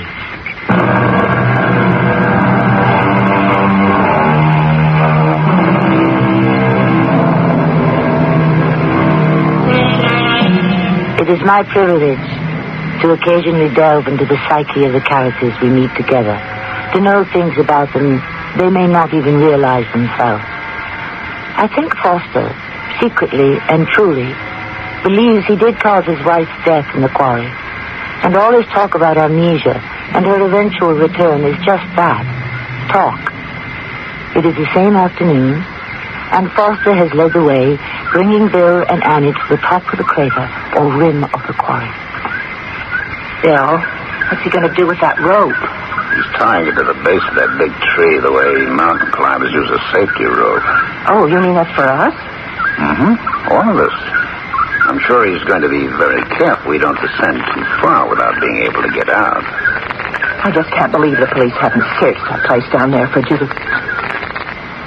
I just can't bring myself to say it. Body. I told Foster about a letter to us about the girlfriend, and I think he's decided to prove to us how convinced he is Judith is not in that quarry. It's beautiful and spooky at the same time. Well, I'm so glad I brought an extra roll of film. I tied one end securely to that tree as our safety rope. Looking down there, it's like seeing a moon crater in the sunlight. So glad I brought my camera. Bill, I know you'd like me to take you as far into the crater as possible, but as you can see, the path that was there is gone.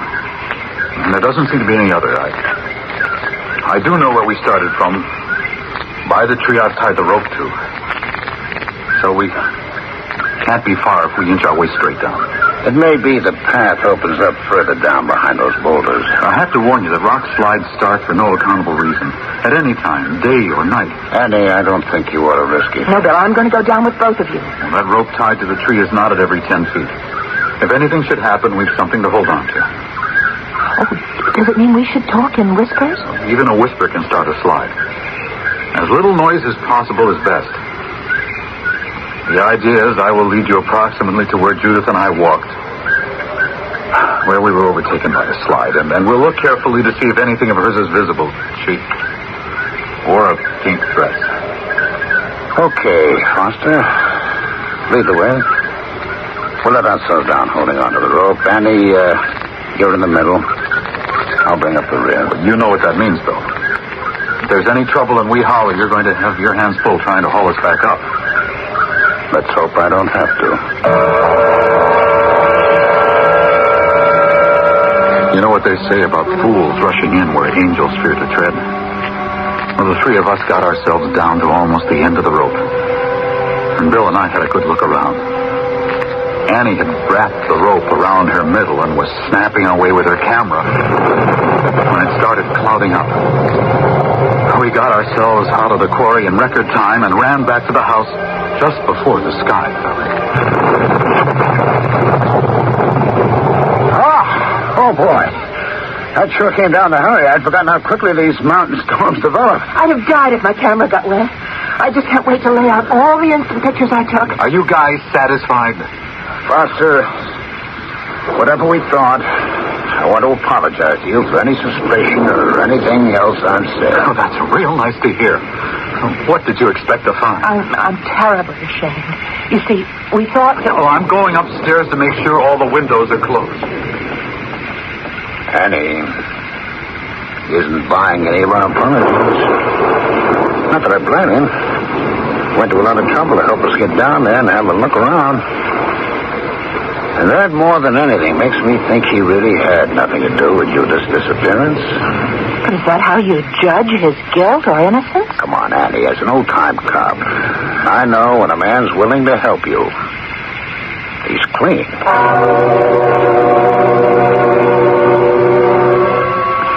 We had dinner, none of us saying much to the other. After the meal, Annie started clearing a table. She wanted to show us the pictures she had taken that afternoon. The storm had stopped, but they just didn't seem to want to leave. You boys go right on talking. Don't mind me. I'm just going to get these dishes into the kitchen. The problem with Annie is she's never been able to stop giving orders. Foster, I was wondering, you think a reward might help? I've already guaranteed $50,000, and I'll raise that to $100,000 if what I learn leads me to her. Now, just let me have a little room here on the table. I'll put the pictures down, and we can have a good look. I'm really very tired. You both can stay up as late as you wish, but I am going to... Oh, don't you want to see what beautiful pictures I took? Look, there's you, Bill, hanging onto the rope for dear life. And that's you and Foster. Oh, there you are again, see? Going down. Foster saying, I think this is where we stood that night. Bill, I don't want to see these. We can talk in the morning. Annie, let's do the pictures later, okay? No, wait. This one's pretty close to the water. What's that sort of white thing that's sticking out there? See? I didn't notice it when I was taking the pictures. Bill, let me have your pocket magnifying glass. She always does this, Foster. Needs a microscope to see everything up real close. Here it is. Here's a magnifying glass. Bill, look in that corner of the picture through the glass. Did you see that white thing? Doesn't that look like a human hand sticking up? No. Oh. Foster, you look, huh? That sure looks like a hand. What are you two doing? Are you trying to drive me out of my mind? But I want you both out of this house just as fast as you can get out. Do you hear me? Get out, both of you. I don't want to see either of you clowns ever again. It was a hand. I knew it was, and they knew it was.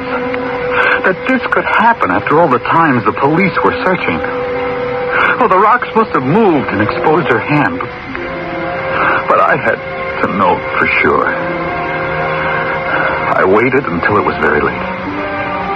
But they just wouldn't go. Now that there was evidence, they'd wait until morning. So when they went to bed, I took a flashlight and I went to the quarry to see for myself if Judy was still there. Are you ready, Annie? But don't you want me to make you a cup of coffee before we go? We'll have coffee with Chief O'Donnell when we take him that photograph. Foster isn't up yet. His door's closed. Boy, I guess this one just about as wrong as I ever guessed anything. What a terrible few days it's been. Hey, that's Mac's car pulling up. Oh, to save us a trip to the station house. I wonder what's up. Should I see if Foster's away? Hi, Mac. What's up? Well, I guess you don't know. What is it? You didn't hear anything last night? No. Why do you ask? Well, we got a call from the Kowalskis who lived down the road that there had been some shouting and moaning coming from the quarry. So we hightailed it out there at 5 a.m. and we found Foster. What? He must have gone for a walk in the quarry and slipped. And that was it. We thought he was upstairs, asleep. Oh, that's awful. We were just checking out to go home. Well, look, Bill, can you put off leaving here for a couple of days? There's going to be an inquest and we need your evidence. Yeah, okay, Mac, you're in charge. Well, I'll tell you what, I'll see if I can hustle the coroner along. I can appreciate what a shock it must be to the both of you. Poor Foster. Very tragic, the whole thing. Well, I'll be talking to you tomorrow.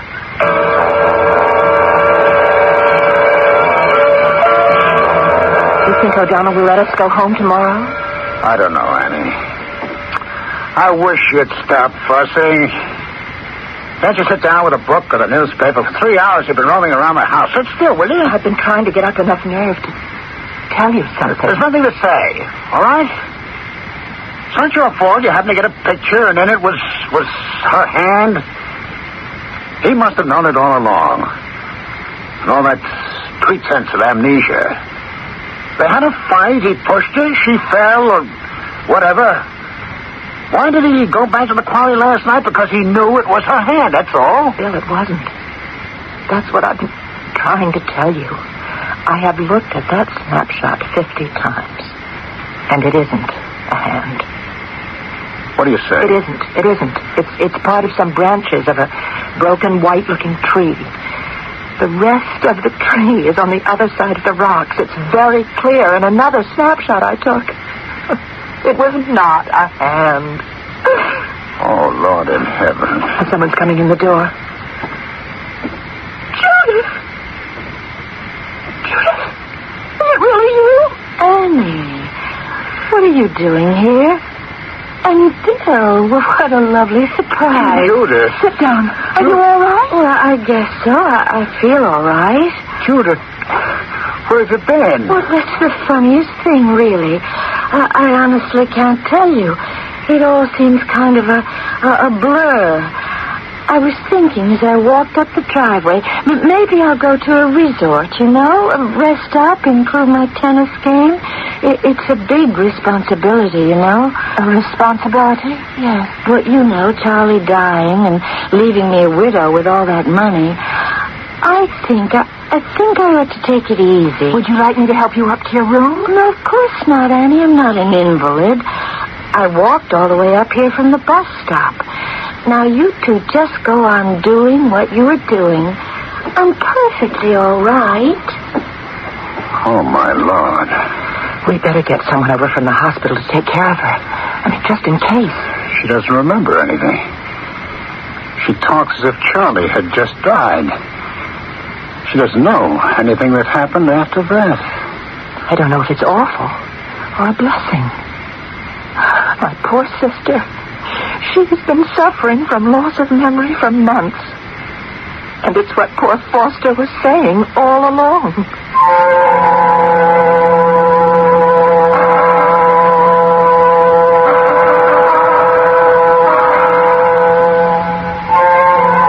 Our curtain is rung down on a strange tragedy, as so many are when the mind and the body are not one. It is such an occurrence, as we have dramatized today, that reminds us how fragile we are. We take great care of our bodies, cleaning them, nourishing them, exercising them. Perhaps a little jogging of the mind wouldn't be amiss at all. I shall return shortly.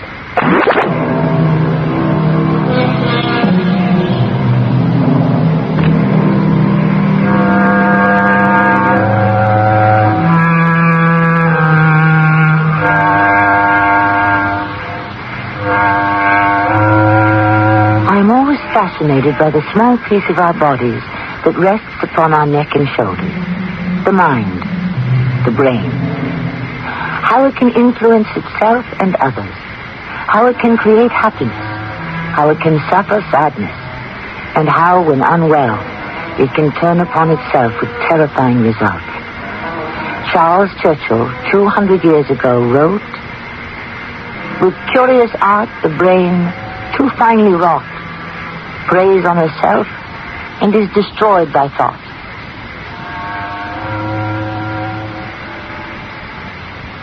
Our cast included Ralph Bell, Carol Keitel, Lloyd Bautista, and Marion Seldes. The entire production was under the direction of Hyman Brown. And now a preview of our next tale. You dreamed all this junk. Fell asleep out there by the stream and dreamed it. I did not. Like I tried to con the Air Force. Like I claim I saw a UFO when I didn't. And now you dream up a bunch of lightning bugs? Boy, you don't know when to quit, do you? Robbie, something's wrong with you. With me? You're different all of a sudden. What's happened to you? To us? Hey, don't lay it on me. You're the one that's different. Oh, get off my back. Get out of my life. off. He was right. I was different. Something crazy was happening. Every relationship that started, I'd run out on. Run. Scared. But scared of what? I didn't know. But I'd find out. Yeah, I'd find out. Radio Mystery Theater was sponsored in part by White Westinghouse Appliance Company. This is Tammy Grimes, inviting you to return to our Mystery Theater for another adventure in the macabre. Until next time, pleasant dreams.